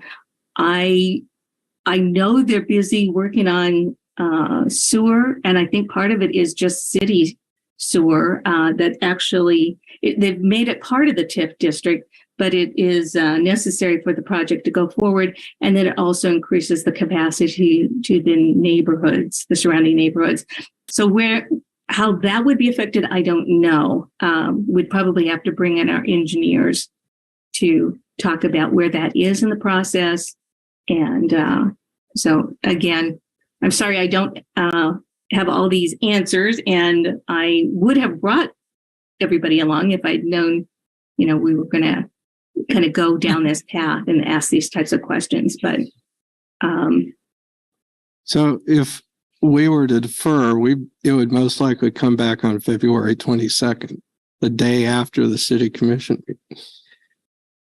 Theoretically, we'd be able to get it back on your January agenda, but just as the commission is probably aware, is you have 2 extremely full nights in January at this point in time. So. Is the City Commission agenda set in stone by some statute when it has to happen? It'll be set in stone on the 17th. On January 17th, they will have to pass a resolution that calls the public hearing and sets the date and time for that. So they actually have control over the date and time? Yes, until once they approve that resolution, then that public hearing is set. I'm saying if it's something that we couldn't hear until February 22nd and the City Commission knew that, they could set that date and time the next Tuesday night. I'm just throwing out possibilities here, not because I know January is going to be awful, but right. And I would like to kind of get a sense of where this is going. I know Commissioner Thomas raised a question, but I would just want to reiterate that where I'm thinking this is what's before us, the question before us, City Commission is going to be taking this up, hopefully knowing about this conversation. And that's where the judgment will lie. But Commissioner Thomas. In real life, my wife will sometimes say I don't look too far below the surface for what's going on, that I react to whatever is presented to me. It seems that the responsibility that we have is to simply vote on whether it does meet the 2040 plan. Now, I could go into what I think about all the other things that have been said, but as a citizen, then, because I'm going to vote yes, it does meet the 2040 plan. But as a citizen, then I could go before the city council. I could do other things to express concerns about it. But I think the time I run into the most trouble is when I try and be responsible for things I am not really responsible for. And I don't see our responsibility as figuring out, well, what if they do this? What if they don't do this? I see my responsibility as saying, does it meet the 2040 plan? And so I will vote yes because of that. And then as citizens, we could go before, anybody could go before the city council and state their concerns, argue their concerns. I want to vote on whether it meets the 2040 or not, period. And I'm not inclined to defer this decision at this point. I would agree with that. Yep. I'm not inclined to defer, and I don't want to stand in the way of a good project. I just find it odd that these rather significant questions, that there's nobody here to answer those questions. That this is such a critical step that without this body's support, this project can't go forward, and yet there's nobody to answer our questions. I find frustrating. I think when I'm looking at the language of the statute, and it says, upon a finding by the Planning Commission that the project plan is consistent with the intent of the comprehensive plan for the development of the city, the governing body of the city shall adopt a resolution, et cetera, et cetera. I don't find the project plan. I see the vision of consistent with the intent of the comprehensive plan. I don't find the project plan sufficiently consistent with Plan 2040 with necessary review power by the city. I think that can be included in the project plan. And I would, at present, I'm inclined to vote against, although I don't want this to go down, but I want the city to take astute notice that the city, if we are, the opportunity cost of this with our tax revenue going into something that doesn't actually serve the city, I think that is, I think that is in our purview. We have that responsibility as planning commissioners. And so at present, I just in the advisory role to the city commission, I want that to be part of the project plan. So I'm inclined to vote against at present. I would say that's where I stand as well. Oh, Commissioner Munch. Good. Thank you. Commissioner Munch. Yeah, I was just going to chime in. I'm inclined to vote yes for this particular finding. Just the narrow question before. I don't think I've heard anything tonight that suggests that the plan is inconsistent with Plan 40. It sounds like I'm questions. I'm not, and I appreciate that, and this is good discussion to have, but I'm not sure if these are items that could have been addressed by the applicant, even if the applicant had been present tonight. These are more questions about, 15 or 20 years of town-gown relations and what brought us to this point, and what are all the agreements and policies and procedures that now bear upon us. All good questions, great questions for the city commission, but in my mind, not before us, and not something that I wish to make a judgment on. So I'm inclined to vote yes for making this finding. Thank you, Commissioner Munch. I think actually a mix of yes votes and no votes will send a good signal that the city commission should pay attention to these questions. I, for one, will be voting yes. I did hear a little bit of accountability when Britt was talking about there are some legal documents out there. I don't understand what that is. I am a little leery about what the accountability is, but I'm going to leave that to the city commission to figure that out and go with what's before me tonight. I'm probably voting yes as well. Okay. There's no further discussion. Can somebody make a motion? It's going to be 4-3. Kelsey, do you want to do it? I can't. I'm voting against. Oh, you're right. I've done it. It would be you can make that motion, but it's sort of we are the language would be that we make a finding or not, depending on the motion, that this project is consistent with a comprehensive general plan. Yeah. So would anybody like to? And our decision is not reviewable or appealable, correct? Correct. It would be that this is advances. This is the final decision. Correct. No appeal. Crazy, but Can I just ask one last question? Just the TIF, is that only in the TIF district that people have to pay the additional property tax, or is that for all properties in our county? How does that work? Britt will correct me if I'm wrong here, but it's my understanding it's only in the district as it is drawn and approved. So it's only within the boundary of the district. So it wouldn't be a spread countywide. It would only be if you're in that particular district area. And the sales tax though affects everybody. It would only affect in that particular district. Both only affect in that area. Okay. That's correct. This is a pay-as-you-go, and it means basically that the developer is going to get back only the revenues that the projects within that district generate.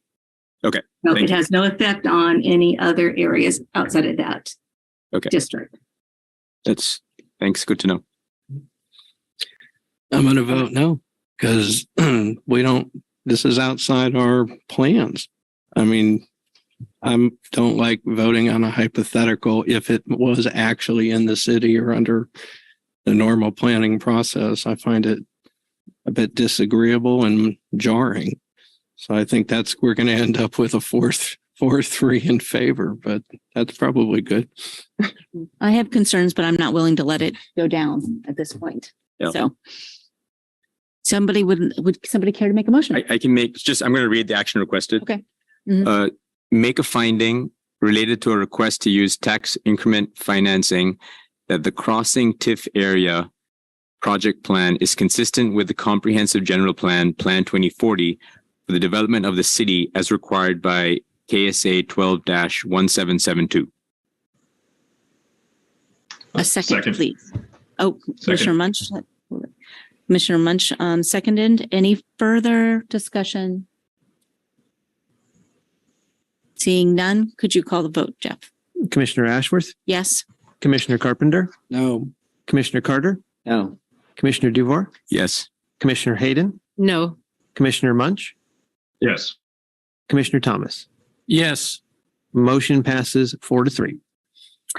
Thank you. That's a very healthy discussion. Hopefully the city commission will pay attention to that one. So why don't I, before we go on to this next one, maybe a break. Do people need a break? I'm always willing to take a break. Okay. Then let's take a restroom break real quick. 5 minutes and then come back and tackle the rest.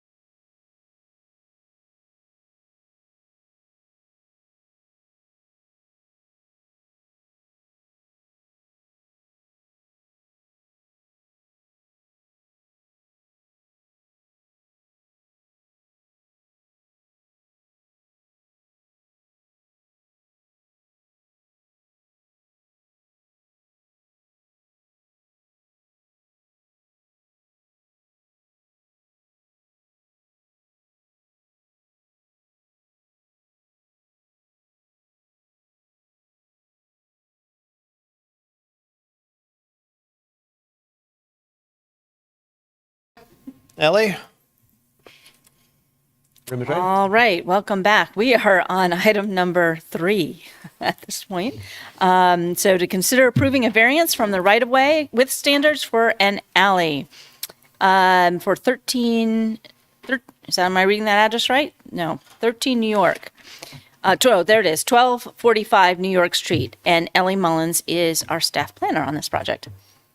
Good evening, Commissioners. Ellie Mullins, Planning and Development Services. The item before you this evening is a request for a variance from the right-of-way width standards for alleys as required by the subdivision design standards. This variance request is related to the minor subdivision 13NY, which proposes to consolidate one full lot and one partial lot into one platted lot at 1245 New York Street. Minor subdivisions are reviewed administratively. However, Planning Commission approval is required for variances from the design standards. The subdivision design standards require alleys to have a 20-foot minimum right-of-way width or to dedicate half of the necessary right-of-way through the subdivision process. The existing adjacent alley has a 16-foot right-of-way width, which does not meet standards. The applicant has requested a variance to retain the existing alley right-of-way width abutting the subject property. Staff has reviewed the variance request against the decision-making criteria provided in Section 20-813G of the subdivision regulations. This analysis and the decision-making criteria can be found in the memo included within this evening's agenda packet. Staff concluded that the proposed variance meets all 3 of the criteria needed for approval. The city engineer has also reviewed the variance request and is supportive of maintaining the current right-of-way width. Based on the findings presented in the variance memo, staff recommends approving the variance request to allow for a reduced right-of-way width of 16 feet for the alley adjacent to 1245 New York Street related to minor subdivision 13NY. Thanks. Thank you. I believe the applicant is present online, David Hamby with BG Consultants.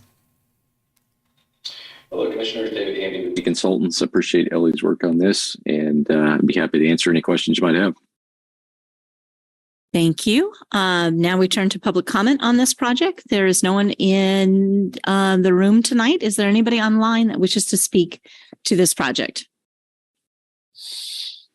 Seeing no hands, I will bring it back to the commission for discussion. Anybody wish to have a question or a comment on the project?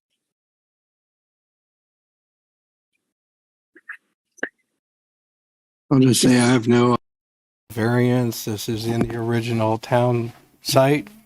Again, this is where updates to the code never took into account pre-existing conditions of the older neighborhoods.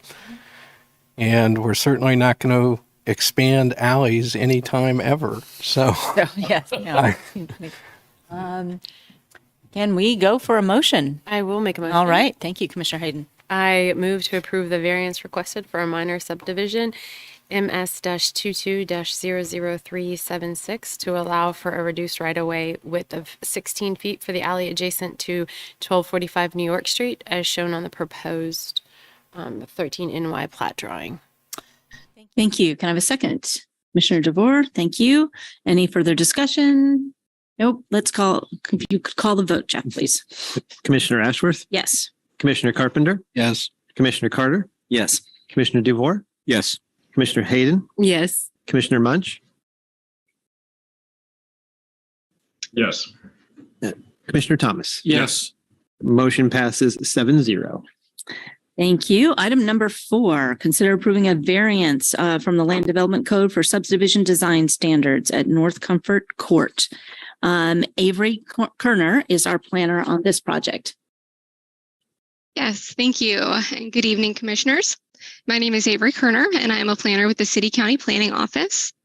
The item before you this evening is a variance request to reduce the required width for an existing cul-de-sac bulb at North Comfort Court.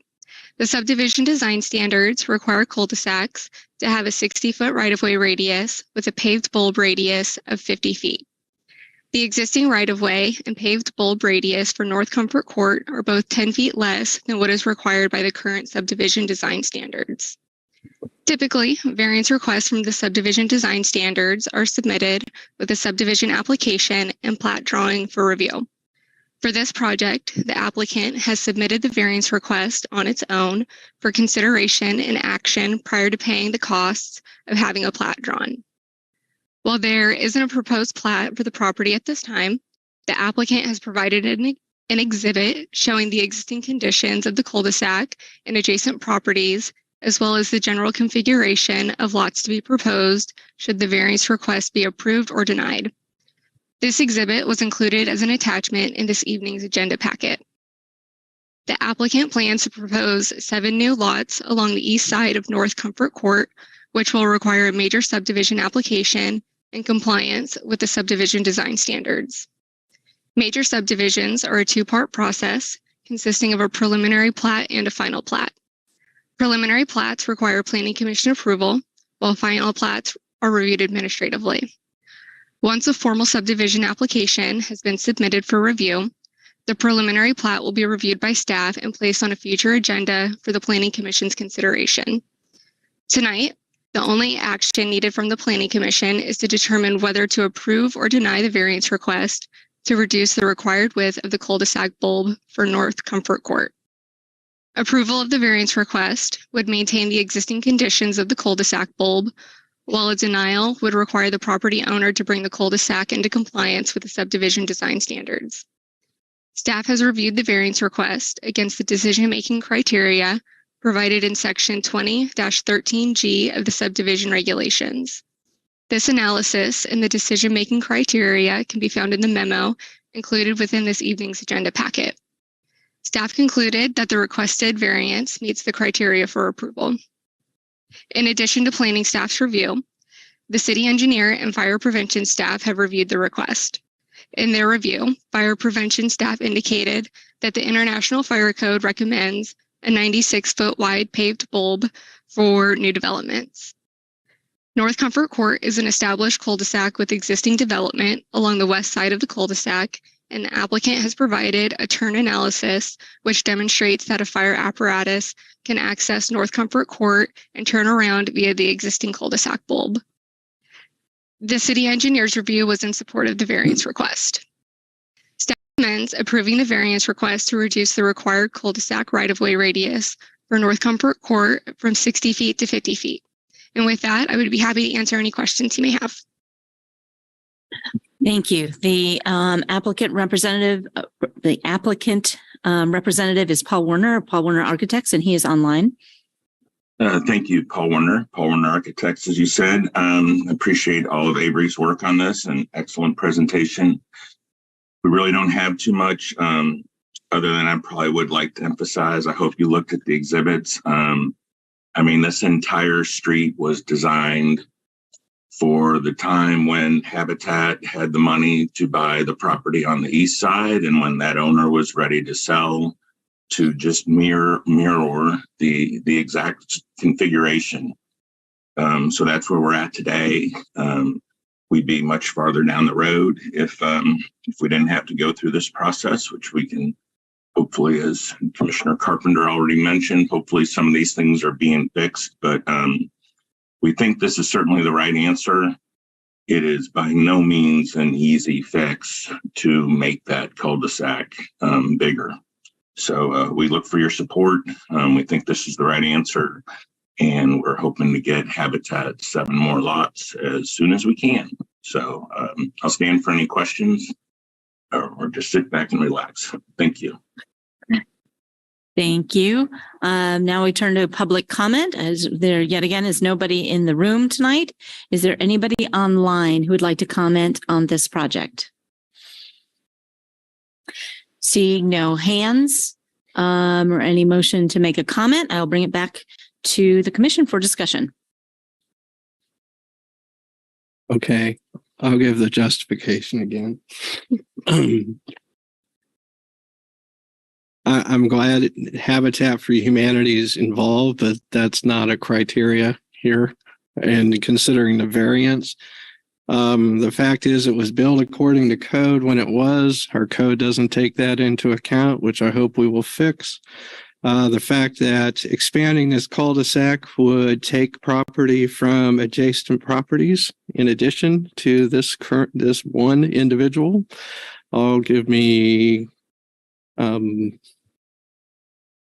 reason to oppose it. In fact, I think we should be granting this variance.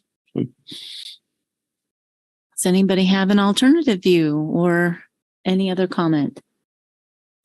Somebody like to give me a motion? I think it's your turn. Oh, Commissioner, go. Okay, I can. Approve the variance request to reduce the required cul-de-sac right-of-way radius for North Comfort Court from 60 feet to 50 feet. Can I have a second? Commissioner Carter, any further discussion? Glad we were able to do this. Jeff, if you could call the vote. Commissioner Ashworth, Yes. Commissioner Carpenter, Yes. Commissioner Carter, Yes. Commissioner Duvall, Yes. Commissioner Hayden, Yes. Commissioner Munch, Yes. Commissioner Thomas. Yes. Motion passes 7-0. Thank you. All right, moving on right along to 5 and 6. Items 5 and 6 we will hear together, but there will be separate votes. One will be a rezoning vote, a request to rezone, and the second vote will be a preliminary development plan. So we will hear about both from Sandy Day. Good evening, Commissioners. Sandy Day, Planning. And as you mentioned, this is a combined presentation. Going to begin by sharing my screen. It'll take just a moment for me to pull everything together here.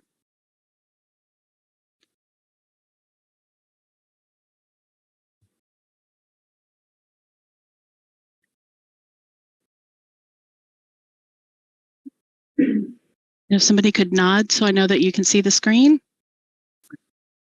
Okay, great. Thank you. So this project is referred to as the Estates of Lawrence. It is actually a package project with a conditional use, a comprehensive plan amendment, which we considered, I think about a month or two ago, an annexation, which is less than 10 acres. So it is being processed directly to the City Commission and is pending final action. The zoning and the preliminary development plans are being considered tonight. Depending on your actions this evening, those two items would then get forwarded to the City Commission and they would be the final body to make the determinations on those two items. To begin with the zoning, the subject property is outlined in teal on the slide. It is one of 3 parcels that is otherwise surrounded by the City of Lawrence. There are 2 parcels that are not included in the annexation and the development request, but this particular property is included and it abuts the Fairfield Farms residential subdivision to the east. It is adjacent to O'Connell Road on the west and the rest of that Prairie Park neighborhood. South is a planned residential development that has been developed with duplex units. And then further to the south is a subdivision plat that we are working on. The commission saw the preliminary plat for Going South subdivision a number of months ago, and a final plat for that has actually been submitted. And that'll be a combined type of residential development that has duplex and detached dwellings in it. So this slide just shows you the context of the property in relationship to the rest of the surrounding neighborhood. Have a number of different reference points for you. This is taken from the staff report. So we have down the lower left-hand corner of the slide, that was where Peasley Tech is located. Then moving diagonally, there is the Prairie Park property, the school, and then as we move continuing to the east, you have the jail, the shelter building, and then the Douglas County Public Works facilities there on the far edge, adjacent to Franklin Road, far to the east. The preliminary development plan, based on the proposed zoning, with a PD overlay, it requires that an applicant submit a preliminary development plan concurrently anytime there is a request for plan development zoning. The townhouse project includes 9 buildings that are multi-dwelling and 1 duplex building for a total of 38 units. The overall project density is about just under 7 dwelling units per acre. And we provide in the staff report kind of a density breakdown, a number of different ways and how density can be looked at for the project. But the point of this is that the overall development is very consistent and similar to what we find in different parts of the neighborhood. This is an infill residential development. It is designed and intended for senior housing. The applicant I know is here and they can more on that particular aspect of the project. The units also include garages and driveway parking, so off-street parking is accommodated for the project, as well as open space. Common open space is a requirement of a planned development. In this particular project includes 2 areas of common open space, interconnected pathways throughout the development, as well as open space that is located on the south side of the project. Now, part of that is the detention area. This follows kind of a natural stream tributary in that area that has been worked into the project. And the other thing within this project has to do with the building setbacks, and I'll come back to that in just a second.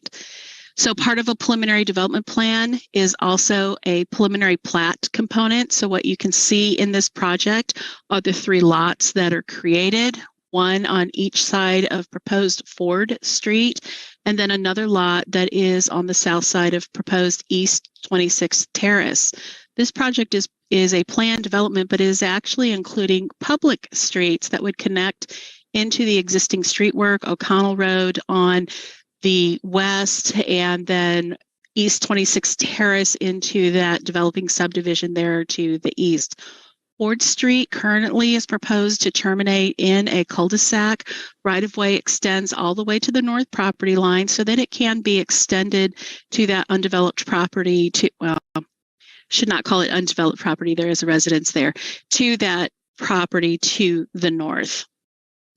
The other piece of right-of-way, East 26th Terrace, that kind of the west leg of it, the right-of-way in that area is a bit wider, and so it abuts the length of the other parcel that is located here along this part of this northern property line, so that again, a street could be extended to the north. So that is the configuration of the subdivision component of the project. The other piece of a planned development does allow for an applicant to request reduced building setbacks.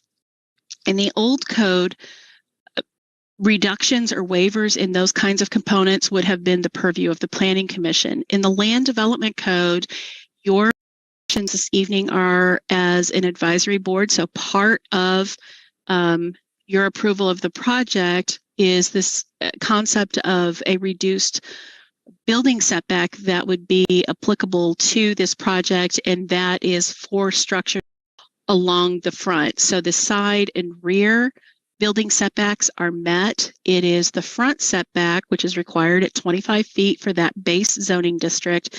The project generally shows about a 20-foot setback. So that's what the blue line is an exhibit of in this particular project. So this is just another exhibit showing how that right-of-way is being dedicated. So you can see the wider width there on the west side of it, and also where that right-of-way connects into the existing street on the east side and to the other property to the north. So there is the opportunity to expand that street network and have connectivity, as well as what you see in this project is a lot of interior pedestrian connections. The parklets, if you will, those are concepts. It doesn't necessarily guarantee that a specific piece of play equipment would be provided. That equipment will be provided, and we will look at that in more detail through the final development plan that would come forward if this is approved. These parklet or these common open spaces are part of the project. They would be maintained by the property owner. They are not part of the public park network. In relationship to the surrounding area, we've tried to provide a graphic. It didn't translate exactly correctly because my street doesn't connect here at 26th Terrace. It did when it was smaller. And just again, trying to show that there's connectivity options here for these other properties within this island of land that is still in the county. And then upon the final annexation activities taken by the city commission, this piece of property, kind of this backwards L shape, would be annexed as this project moves forward. This is just, again, another exhibit of that reduced setback, and the applicant, again, can speak to you a little bit more about how this came about. One of the comments that staff provided the applicant was to make sure that there was kind of a reasonable amount of accessible rear yard area for these units. What we wanted to make sure is that in a different sheet in the plan set, you would see the topography where it starts to drop off, and these are little patio spaces. So we wanted to have enough area around these buildings so that you could access that little bit of green space there without, just quickly rolling down a hill. But in order to do that, you have to squeeze the project a little bit. And one of the things the applicant has done, you could squeeze it and reduce the setback, or you could perhaps have a reduced street design, but that would probably push the project into having a private street. So in this particular case, the applicant is seeking the public street design, squeezing the lots a little bit to provide for that accessible area, and then also to balance out the grade requirements of the project. Staff's recommendation for the zoning is for approval with the plan development, and then also approval of the preliminary development plan. Happy to answer any questions, and I believe the applicant is online as well. Thank you. Yes, thank you. The applicant representative is Aaron Gaspers of CFS Engineers. Yes, thank you for your time. Aaron Gasper, CFS Engineers. Thank you, Sandy. She's helped me out quite a bit on this project.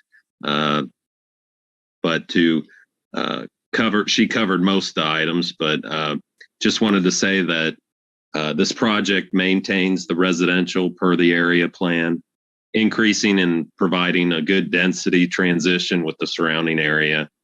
The project meets the goals of Chapter 3, Tier 1, Residential Growth Management and Plan 2040 by providing affordable senior housing opportunities to age in place, a variety of housing types, an increase in density, infill, and by providing both common and recreational open spaces.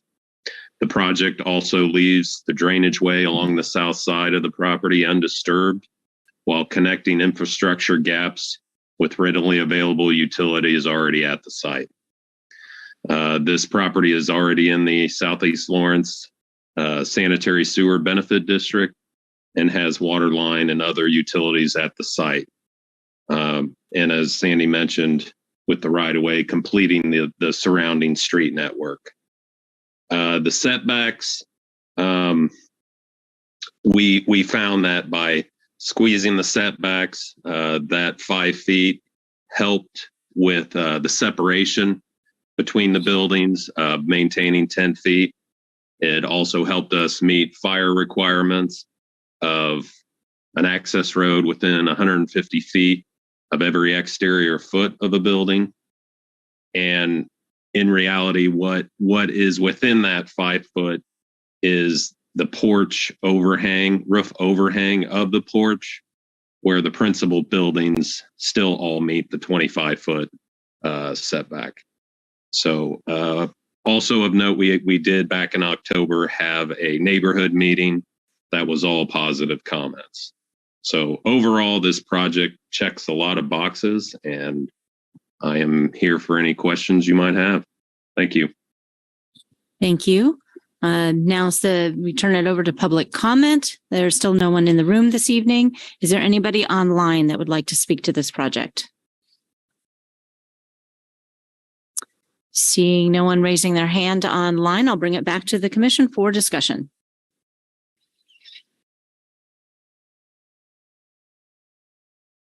nobody wants to start, then I'll just say I think the checking of the boxes is pretty straightforward. It's infill, it's different types of residential uses for this. I applaud all the open space and connectivity. These are the kind of developments that I think we like to see and really are consistent with Plan 2040. More other comments? Okay, how about a motion? I'll make a motion if I may. Let me just say the motion for the first item number 5, the request to rezone. Correct. I move that we recommend approval of the request to rezone approximately 5.64 acres from AG2 district to RM12-PD district based on the findings presented in the staff report and forwarding to the City Commission with a recommendation for approval. Can I have a second? Commissioner Javor? And any further discussion, comments? Seeing none, could you call the vote, please? Commissioner Ashworth? Yes. Commissioner Carpenter? Yes. Commissioner Carter? Yes. Commissioner Duvar? Yes. Commissioner Hayden? Yes. Commissioner Munch? Yes. Commissioner Thomas? Yes. Motion passes 7-0. All right, then how about a motion for 6 for the preliminary development plan? A motion to approve the preliminary development plan, PDP-22-00318 for the estates of Lawrence, and forward a recommendation for approval to the City Commission based upon the findings of fact presented in the body of the staff report and subject to the condition listed in the staff report. Thank you. A second? Commissioner Carter? Any further discussion? Could you call the vote, please? Commissioner Ashworth? Yes. Commissioner Carpenter? Yes. Commissioner? Yeah. Commissioner Hayden? Yes. Commissioner Munch? Yes. Commissioner Thomas? Yes. Motion passes 7-0. All right. Thank you all. Now, thank you very much for presentations and applicant. Item number 7, consider approving a special use permit for the expansion of a legally non-conforming bar lounge use, the Red Lion Tavern, in downtown commercial. The staff presenting this project is Kyle Kobe. Thank you very much. Kyle Kobe with Planning. The application before you now is for proposed expansion of existing bar lounge use downtown, as you just heard. The Red Lion Tavern, located at 944 Massachusetts Street, is requesting to expand into the adjoining tenant space addressed as 942 Massachusetts Street. Red Lion is an existing legally non-conforming bar lounge use in the CD district. These legally non-conforming uses are exempt from the standards contained within Section 20-5095 of the Land Development Code, which are the standards that restrict alcohol sales to no more than 45% of the total sales for the use. The subject property has been classified as such since the adoption of the downtown alcohol sales restrictions. As stated in Section 20-1502 of the Land Development Code, non-conforming use expansions greater than 15% of the existing floor area require special use permit approval. And since in this case, the proposed expansion exceeds 15% of the existing floor area, that's why this item is before you tonight. Application materials provided by the applicant label the proposed expansion area as banquet space. The expansion area would be used for small events or private parties, such as wedding showers, birthday parties, and other similar events. And when not reserved for private events, the expansion area could be available as overflow area for the existing bar. As this application proposes the expansion of the existing use, the same grandfathered provisions that apply to the existing use would carry over to the new space. Approval of this SUP would not constitute approval of a new grandfathered bar lounge use. The applicant is not proposing any exterior modifications to the property other than a change to the door that the expansion space has off of Massachusetts Street. Some interior modifications are anticipated if the SUP is approved, such as the addition of doors providing access between the two spaces, walls which demarcate the customer service areas on the west side from the storage areas on the east side of the expansion space, and the addition of a small bar and sink in the customer service area on the west side of the proposed expansion area. Somewhat related note, I just want to make mention of a slight error in the staff report. The figures in the site summary table on pages 9 and 10 of the staff report have the addresses flipped. 940 Mass should have been labeled 944 Mass and vice versa. So sorry if that caused any confusion. To summarize, the expansion would not create a new separate bar lounge use. The expansion area is smaller than the existing use based on overall floor area and customer service area. No significant change to the exterior of the property is proposed, and the expansion would take place at a location that has had these types of uses for several decades, and therefore does not seem to represent a significant change to the character of the immediate area or downtown in general. In conclusion, staff is recommending approval of the special use permit to permit the expansion of the existing bar lounge use and forwarding said recommendation for approval to the City Commission. That concludes my presentation. I see that the applicant is here with us tonight, and I will be available to help answer questions as well. Yes, thank you. The applicant tonight is Chris Cunningham, CT Design and Development. Good evening, commissioners. I'm Chris Cunningham from CT Design and Development, as you noted. Appreciate your consideration on this matter. Thank you, Kyle, for all the great work on this. Very thorough reporting. I'm here with the owner of the Red Line, Sue and Jerry Navarre. Here to happy to answer any questions that you may have about the project and the expansion. And I'll leave it with that. Thank you. Of course, now we'll ask for public comment. There is no one in the room to give comment. Is there anybody online who would like to give comment on this project? Seeing none, I'll bring it back to the commission for discussion.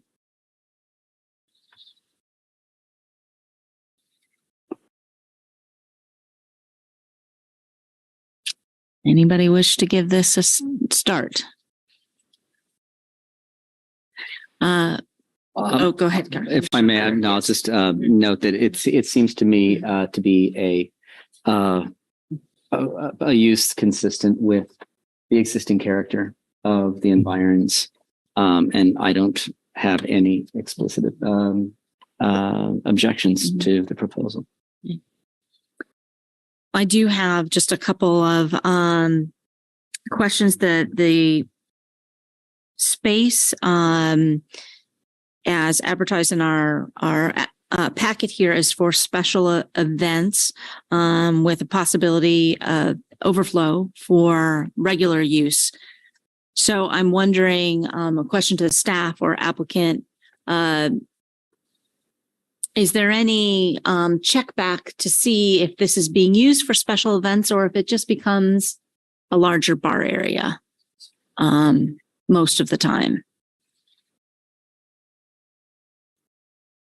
Is there any way, there's no follow-up?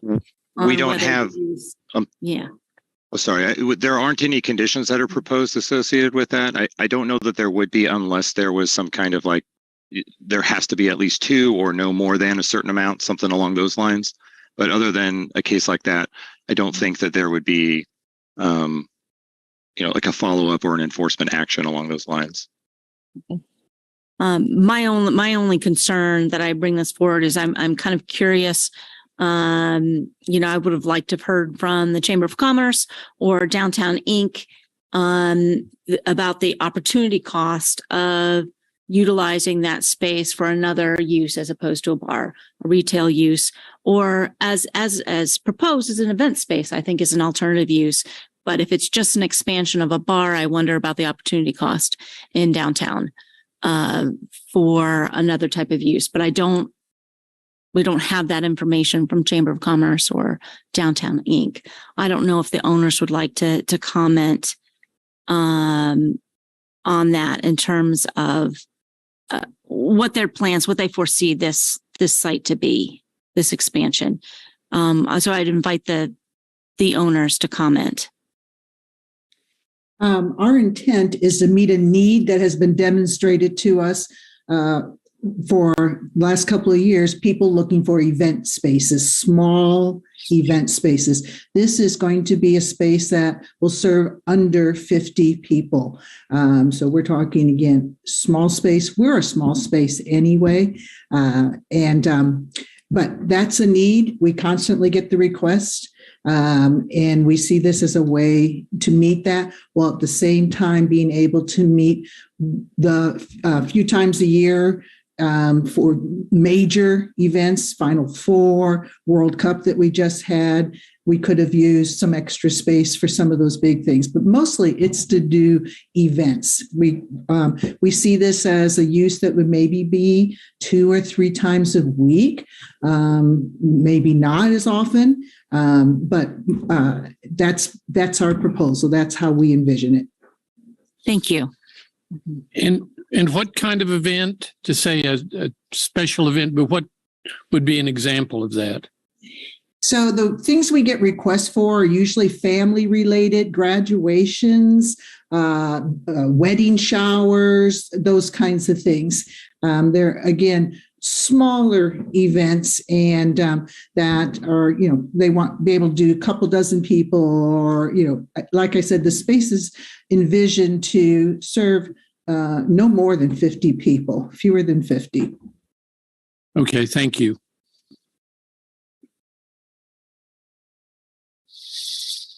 Other comments? Yes. Commissioner Carpenter. There's a lot of discussion about bars downtown. We have the rules and all that, but this is the second time that I remember a request for expansion of a permitted non-conforming bar that doesn't have to meet the 45% rule. The last one was, we recommended approval. It was approved. I don't see that this is any different from that, but we've also triggered by that first one, the request by John Brown Underground that we had just recently, which the City Commission just put issued, we're not going to enforce the rules until we update the land development code for spaces under 3,000 square feet that are bars. So and they used the bottleneck expansion as their reason for being here. So what we're doing is we're triggering this big discussion. We're already in it. We've already approved one of these.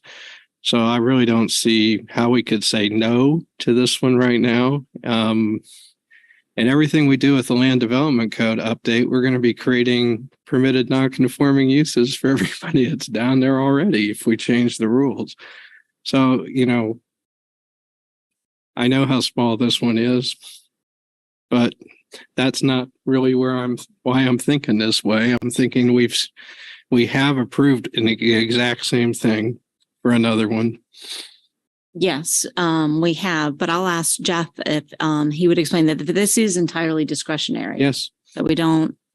No, we're not bound by that. I don't want to make that impression on anybody. I'm just saying that this is a big ongoing discussion, and the City Commission has been weighing in, and it looks like this is going to be part of what is thoroughly examined in the update of the land use development code, what happens with that and what the nature of downtown is.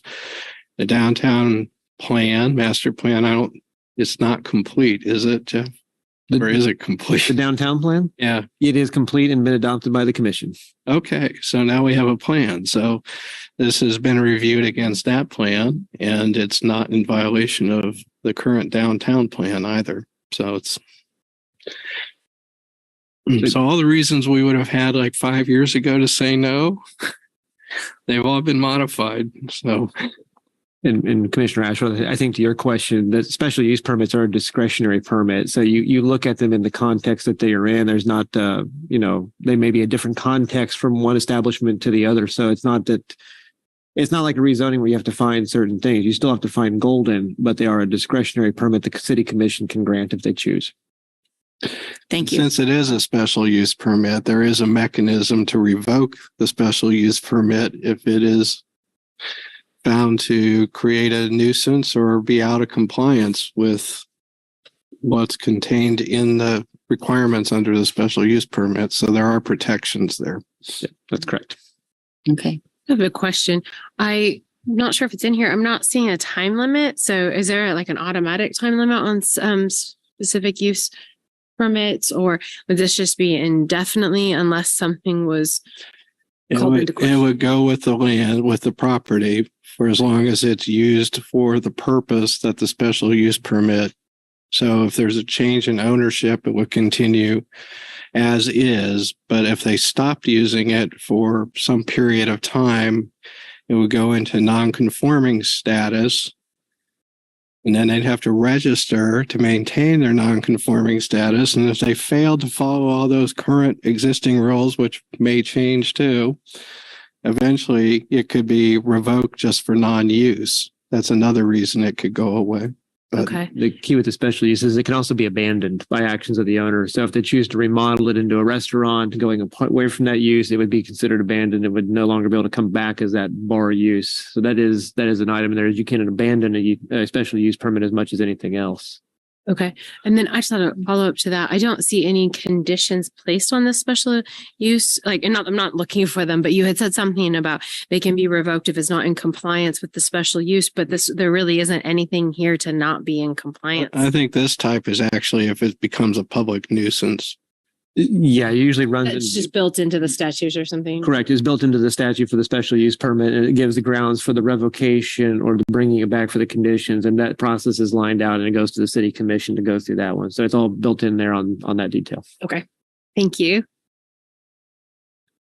All right, I have to admit my only hesitation is a little bit is the opportunity cost for another type of establishment besides a non-conforming bar use, but I'm not hearing any concerns from Downtown Inc. or Chamber of Commerce, or this is a pretty small expansion. So I can't find really reason enough to be that concerned that I would vote against it. Although I am sort of reluctant. I would hate to have this become a thing where there's multiple before we get the land development code and the city commission decides what it's doing with the alcohol sales. I would hate to have this sort of activity balloon, but I don't want to at this point. Then I guess I have another question for you. Then. So if, in light of all those discussions, if we were to grant this and then something happened there, the special use permit though would always be in existence, even if the new code and new laws and everything changed, or how is I just want to make sure I'm understanding that correct. All of these things are like exemptions and they will be exemptions forever. Is that correct? They are grandfathered, correct? There's two things at play here. You have a non-conforming use in the terms of the liquor license, and you have a special use permit in play. And so the non-conformity will ride until either the code comes back in that direction, it makes it a conformity, or it'll stay in that situation until somebody either actively abandons that non-conformity or switches it to something that does conform. So the moment you do conform, then the non-conformity would go away. So that's component one of this one. For a special use permit, when codes change, there's typically word slipped my mind, but there's a statement in there that says if you have a special use that was granted under an old code, you are considered there and you can continue to do that. And typically it'll show up as an automatic SUP. So old SUPs that were done under the 1966 code automatically came forward and said you have that use and that right provisions that are still there and that grants you going forward. Because we'll then typically say if you're going to modify it or do something, this is the process you would use to modify those going forward. So it would carry that land use forward, but it may outline a different provision for review or different criteria that maybe is incorporated by the code if they ever need to revise that SUP or go for an expansion of one. Thank you. Isn't that fun? Sharon, as you said, though, we are not bound. This decision that we made doesn't bind us to the next decision, no matter who applies. That's correct. We are not bound by any other decision. Yeah, if we find, the next one might be one too many for what's happening, we get to talk about that. Right. Yes, I guess I'm not willing to make a stand on this one at this point. Hopefully by the time the next one comes along, we'll have more discussions about what the ratio is going to be to food to alcohol, and we'll have the development plan, the master plan for downtown a little more active. Let's put it that way. And I think it's really good that you bring it up, that it's in everyone's mind, and try to absorb what's been going on, what you observe the uses are, what works, what doesn't work that comes before us. It all builds on each other, and that's why we can look at the cumulative effects. We'll hear incremental effects all the time, so I hope we can watch for that. Mm-hmm. But like I said, this one's in flux. I think we're going to get a lot. What the city commission ends up adopting as new alcohol rules, I don't know where we're going, but we already have it permitted in some retail shops. We have it, which is a part of my concern for expansions in general. Yeah. So. Yeah, we could have a bar in the back of the t-shirt shop, but right. It's like as long as 45% of your alcohol is no more than 45% of your sales, you have to sell 55% t-shirts, but and you can have a bar. I will say I appreciate the Red Lion people for coming and saying, look, we have seen a need, it has come to us, there is a demonstrated need, and here is what we are going to do to take care of it. And then they come to us and we can decide. We look at it and we did. Mm-hmm. So I appreciate that. I appreciate not to go back to John Brown Underground, but I appreciate that businesses in the city have a place where they can come and present a case for what they think needs to be done on an individual basis, and that's how we look at it. And so I appreciate that. And I haven't been involved in some of the other things that we have done, but I appreciate that we are there for the businesses, for the people in Lawrence. If whatever the Lawrence Downtown Inc., whatever it's called, if they choose not to speak for whatever reason, then I think they have spoken. So yes, and the applicants have been able to articulate what I was curious about. Yeah. That they have a need, and there was no comment otherwise. So yeah. Anything else? Okay, can we entertain a motion?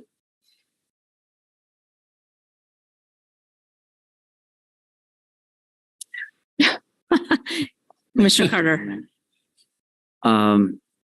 I recommend that we approve the special use permit SUP-22-000348 to permit the expansion of an existing legally non-conforming bar lounge use located at 944 Massachusetts Street into the adjoining tenant space addressed 942.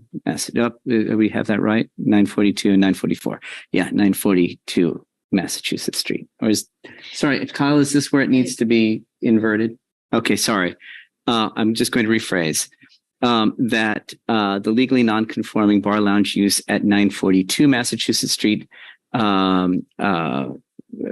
be permitted into the adjoining tenant space at 944 Massachusetts Street. It's just the opposite. You had it right the first time. Oh, well, I'll see what you made me do. Yeah, the inversion was that table, but I'm now seeing what I have caused. I'm sorry. No. Did you say we're recommending approval, or did you say we approve it? Do we recommend approval? Okay. Do I need to just do this all over again? How about we just do it all over? I would have a second. So okay, sure. I would like to move that we recommend approval of the special use permit SUP 22-00348 to permit the expansion of an existing legally non-conforming bar lounge use located at 944 Massachusetts Street into the adjoining tenant space addressed 942 Massachusetts Street. Thank you. Second. We have a second. Commissioner Hayden, any further discussion? Could you call the vote, please, Jeff? Commissioner Ashworth? Yes.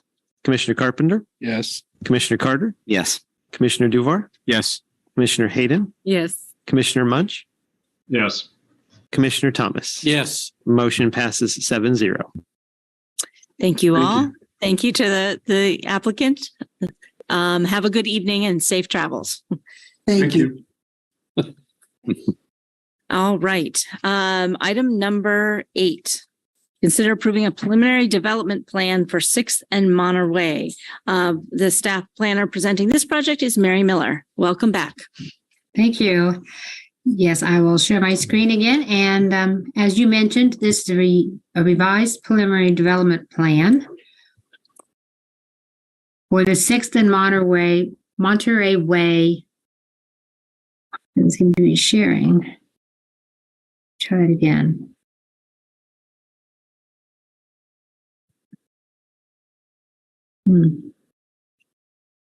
Are you seeing this? It just seems strange that I'm getting this message. I think the small gray X in the upper right, if you, no, down, no, down. In the gray box. In the gray box, the little square, the little X in the Thank upper you. right. Yeah, that was hidden. Thank you very much. I'm trying to point to it. And this is a revised preliminary development plan for the 6th and Monterey PCD, or planned commercial development. The property is located in the southeast corner of the intersection of West 6th Street and Monterey Way. It's outlined in bold. There's been a few properties that have zoned out of this planned development, but the area within bold is still in this. The subject property is highlighted in yellow. It is one of the few properties that have not been developed. We have 800 Monterey Way, and then there's properties up just north of 7th Street that haven't developed yet. The preliminary development plan is being revised because the final development plan that's being proposed for 800 Monterey Way varies significantly from what was approved on the preliminary development plan. And so with development plans, it's necessary to go back and revise the preliminary development plan before the final development plan can move forward. And this development began in 1988, and the subject property was planned for apartment development at that time. This figure kind of shows how the property has evolved over time, how the plans for it have evolved. The top graphic is from 1996, and it shows 4 apartment buildings, and it was for an entire parcel on the southern side. In 2015, this was revised. The area was reduced so that a single dwelling could be maintained on this eastern part. This was platted as a separate lot, and a single dwelling was retained, and then a contractor's shop was installed. The apartments are reduced to 3 buildings, but the basic overall shape was the same. We had the apartments to the south and then the parking to the north. At the bottom, we see what's currently being proposed. It's still on that reduced area, but the apartments are being proposed to be changed to detached dwellings. So this change is significant from what was planned before, and that's why this plan is before you today. I'll go through the changes from the most recent preliminary development plan to the current. With the most recent development plan, the 3 two-story apartment buildings would have a total of 30 dwelling units. And with the current proposed plan, there'd be 16 detached dwellings. So this is a reduction in density. However, even though it's a reduction in density, the detached dwellings, the density was changed from 17.6 dwellings per acre to 9.4 dwellings per acre with a change to detached dwellings. However, this density is very high for detached dwellings. If this were being developed under base zoning rather than a planned development, it would require RS3 zoning, which is our highest density detached dwelling zoning district. On the plan, you can see they have the 2 different types of housing. They have the smaller houses are shown in tan, and then the different style is shown in blue. The green area is the common open space. This is available to all residents. The gray areas are the access drives and the parking areas. And the white area is just open space. There's a detention pond planned in the southwest corner. So there would be 16 dwelling units. They would take access to a private road on the north, which is Morgan Lane. They would take access from 2 curb cuts. And each house will have a single car garage, or would have a single car garage with a parking space adjacent to it. And then there are parking spaces proposed scattered throughout the site. There's 3 in the middle on each access drive. And then at the southern part of the access drive, there's 2 spaces being proposed. And there was a parking modification included in the packet. And the reason for that is because with our development code, when it requires 2 parking spaces for each dwelling, to go above or below that requires either a waiver or variance or modification. And with a plan development, it would be a modification from the city commission. The city commission can approve a modification to require either less or more off-street parking than is required by code. So in the applicant's request for a modification, he noted that the additional parking scattered throughout the site would be parking for guests, and that would reduce the need for people to park on Morgan Lane or on the access drive, and that would increase the safety of the area. He also noted that the greater pervious area with this development, that the additional parking area, the pavement area for that parking would be mitigated with that greater impervious surface. This graphic shows the proposed development in relationship to the surrounding area. We have multi-dwellings to the north and the northeast, and the I mentioned directly to the east. We have duplexes to the south, and then we have detached dwellings to the west. So this development would provide a transition between the multi-dwelling and the duplex or detached dwellings.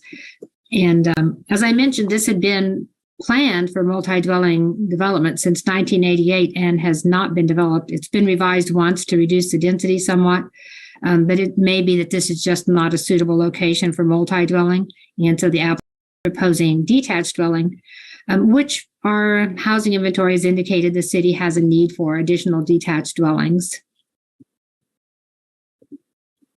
And so staff is recommending that you forward the preliminary development plan to the City Commission with a recommendation for approval based on the findings of fact. And also we're recommending approval of that modification requested from the parking requirements with a recommendation for approval.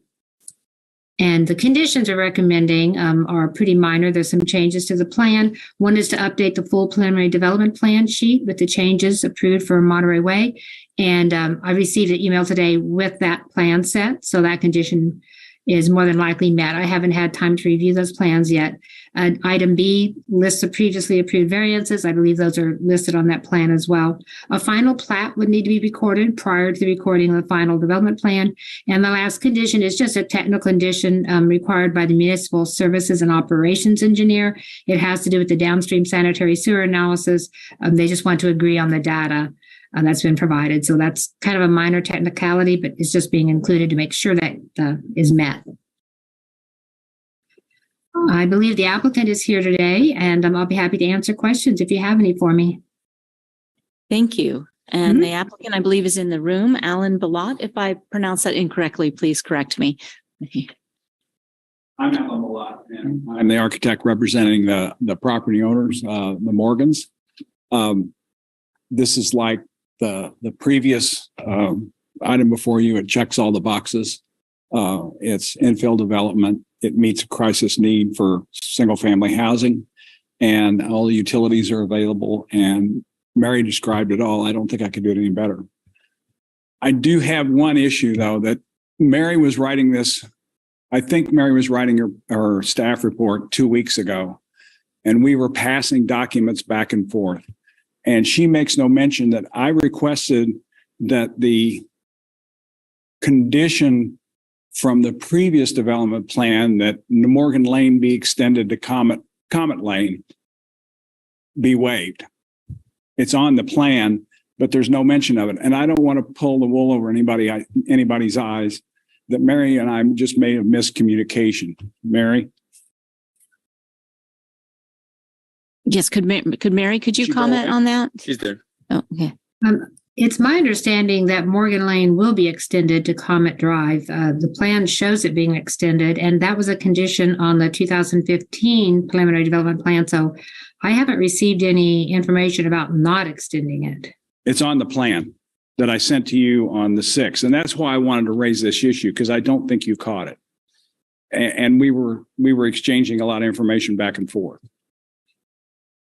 A change to that degree, I think, would have to be discussed by the fire code official and MSO engineers, because I know that was required by the city commission when this went forward. It's had a crooked path. I know when it was originally approved back in 1996, they prohibited the connection of Morgan Lane to Comet Lane, and I don't know exactly why. I don't recall why.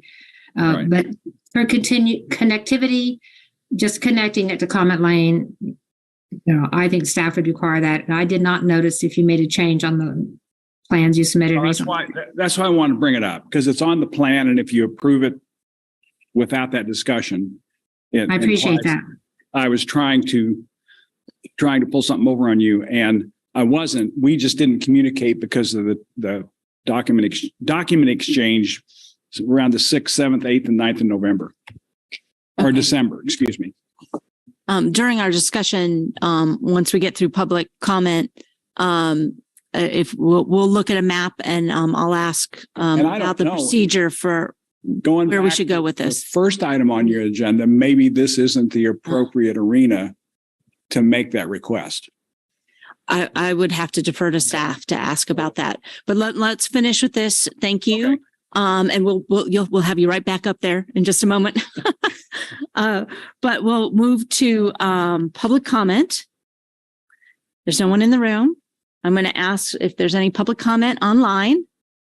Seeing none, I'll bring it to the commission for discussion and questions. So first off the bat, let's see. Mary, could you bring up a graphic that we can use for this to show us where the potential discrepancy is in the discussion surrounding this connection?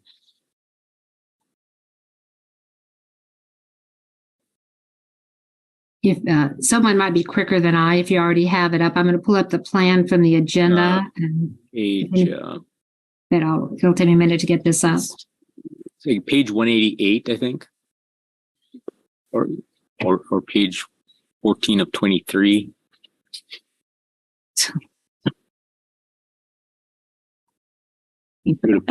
Graphic. Page 188 of the packet agenda.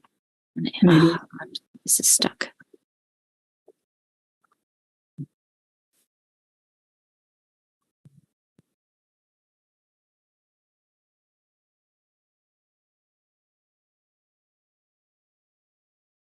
I'm just about there, I think. There's Morgan Lane.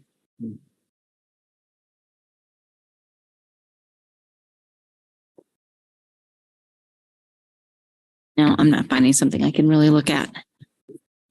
Could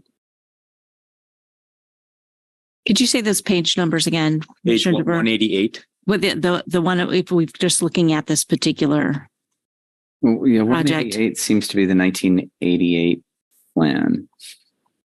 I'm looking at page 185 and 186 are the ones that I see that seem contemporary.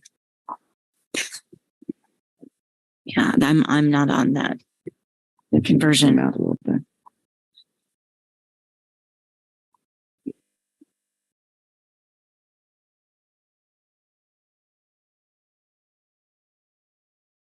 Okay, so I see Morgan Lane, and it's so state what exists now.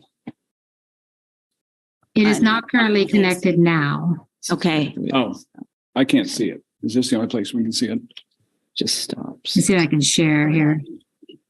So Morgan Lane and hence these trees. So this is Morgan Lane, and this is the connection to Comet Lane. And it is not currently connected.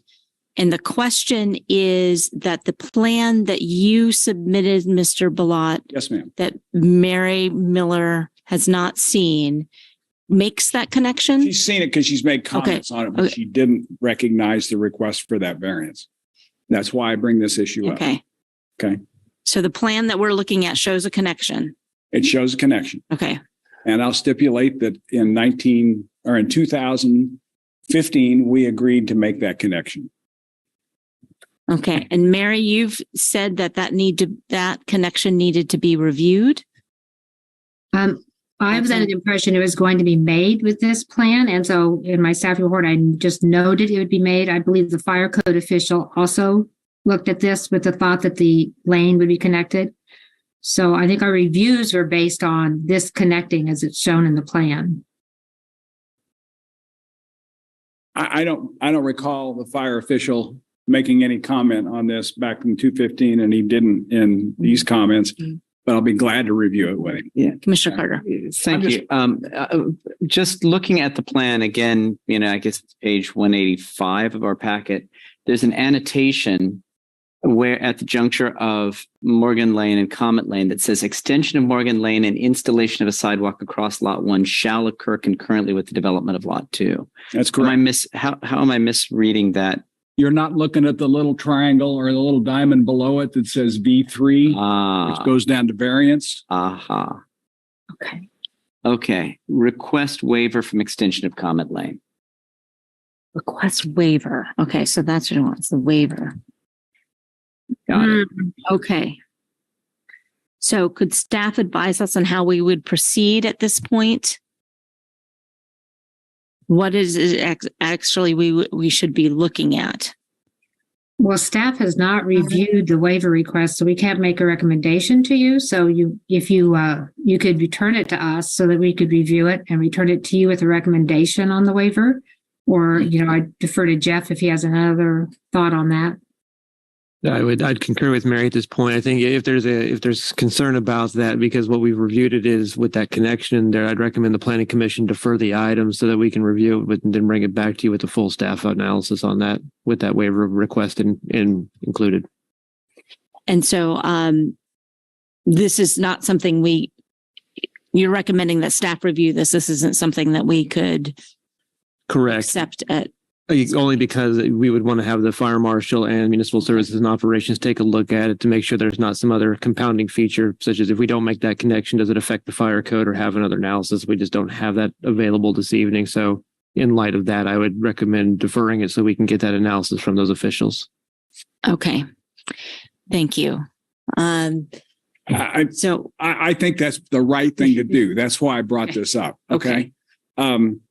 So if you're requesting are you requesting we defer it also? No, I would like to have the development plan approved. You can strike the variance. And we can discuss it at the staff level, and I can make a modification later, one way or the other. Oh, I see. Okay, so the variance disconnect. It's what we choose to send it back to staff to get the input from the other agencies or. But if the variance what we have now. But if the variance isn't, we can't just strike the variance at this meeting. So I think that's the issue, is we can't just decide to strike the variance. I'm not asking for it, but that's what I mean. Strike it. No. Oh, I see. Yeah. Because it's in the plan. Right. But it's not in the staff recommendation. It is in this, is my understanding, it is in the staff record. I mean, before us is a plan that requires them to connect, and everything requires that connection. The recommendation and everything is built upon that connection. And I'm hearing someone correct me. We don't have the right to take out the variance, right? Request. We don't have the right. So the variance is it's drawn. Okay. So it's drawn with a connection with the variance to not be connected. The variance request is to not be collected. And the staff recommendation just says recommend the plan, doesn't necessarily talk about the variation or the connection one way or the other.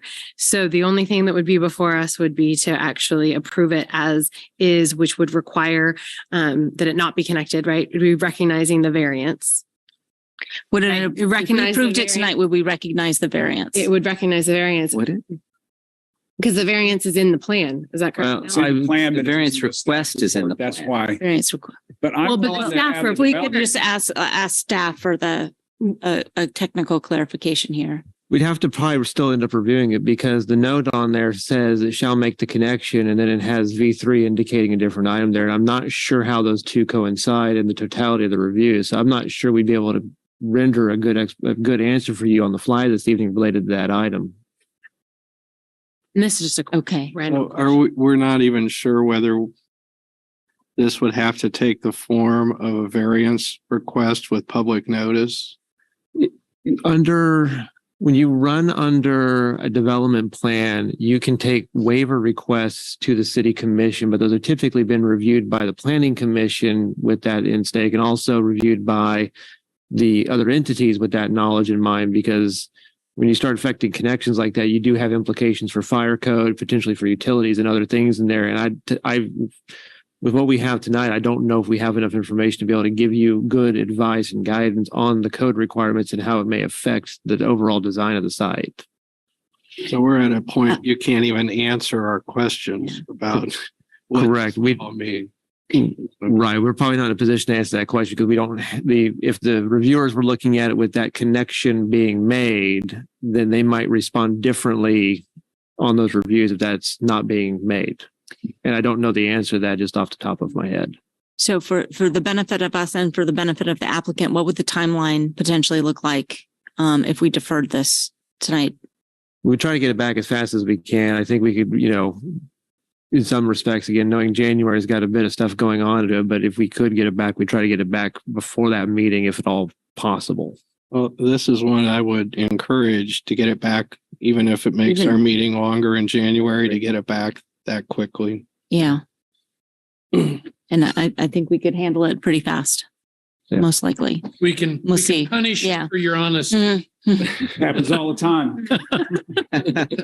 I appreciate your bringing this up, and I would concur as quickly as get back, look at it. Let's do it.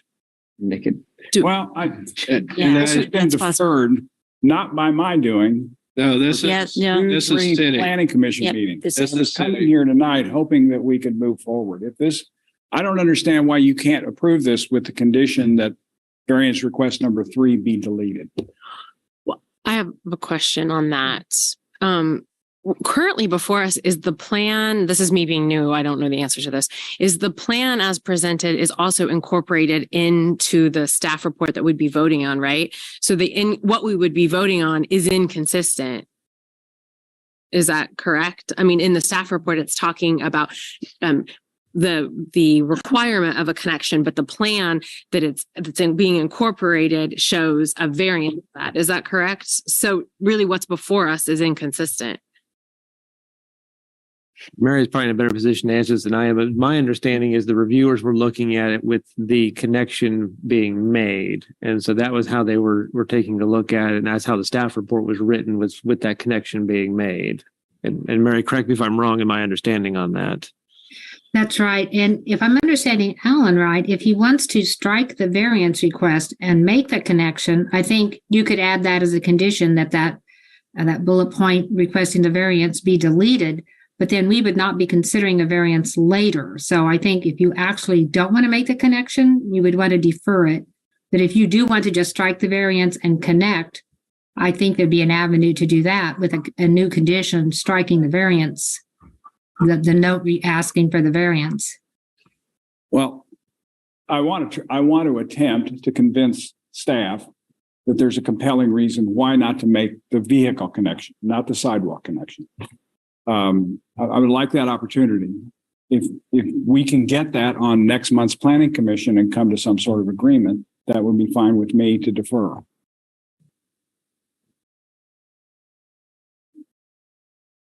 You just said you'd work as hard as you can and work as fast as you can.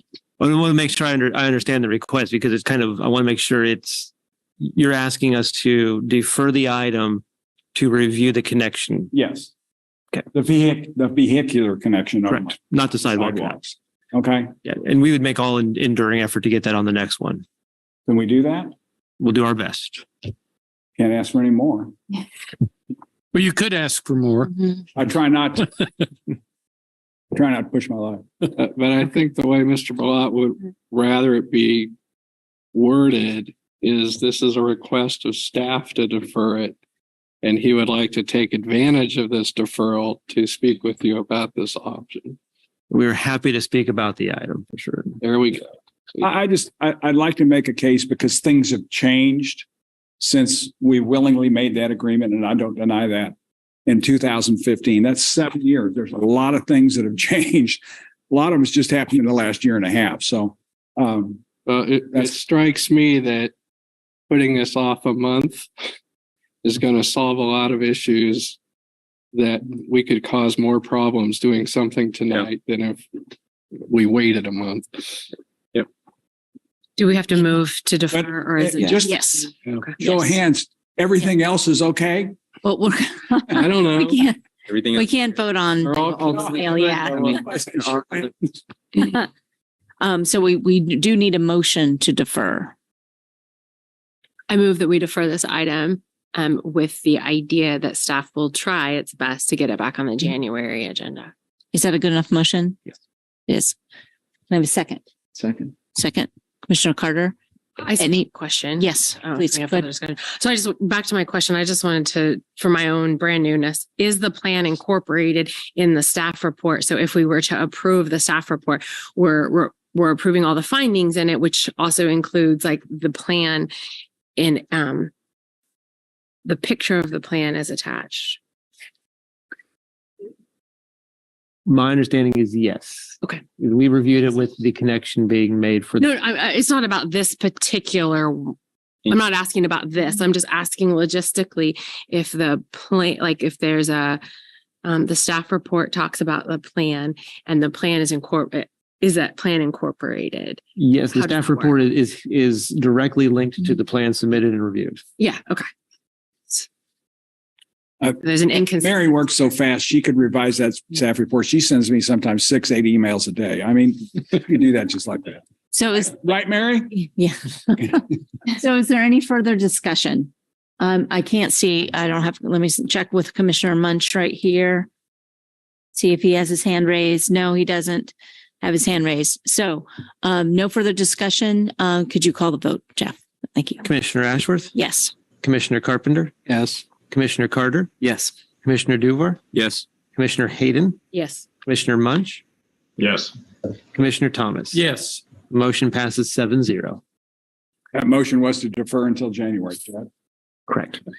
Nice try, Alan. I just want to make Thank you. acoustics are kind of Thank funny. you.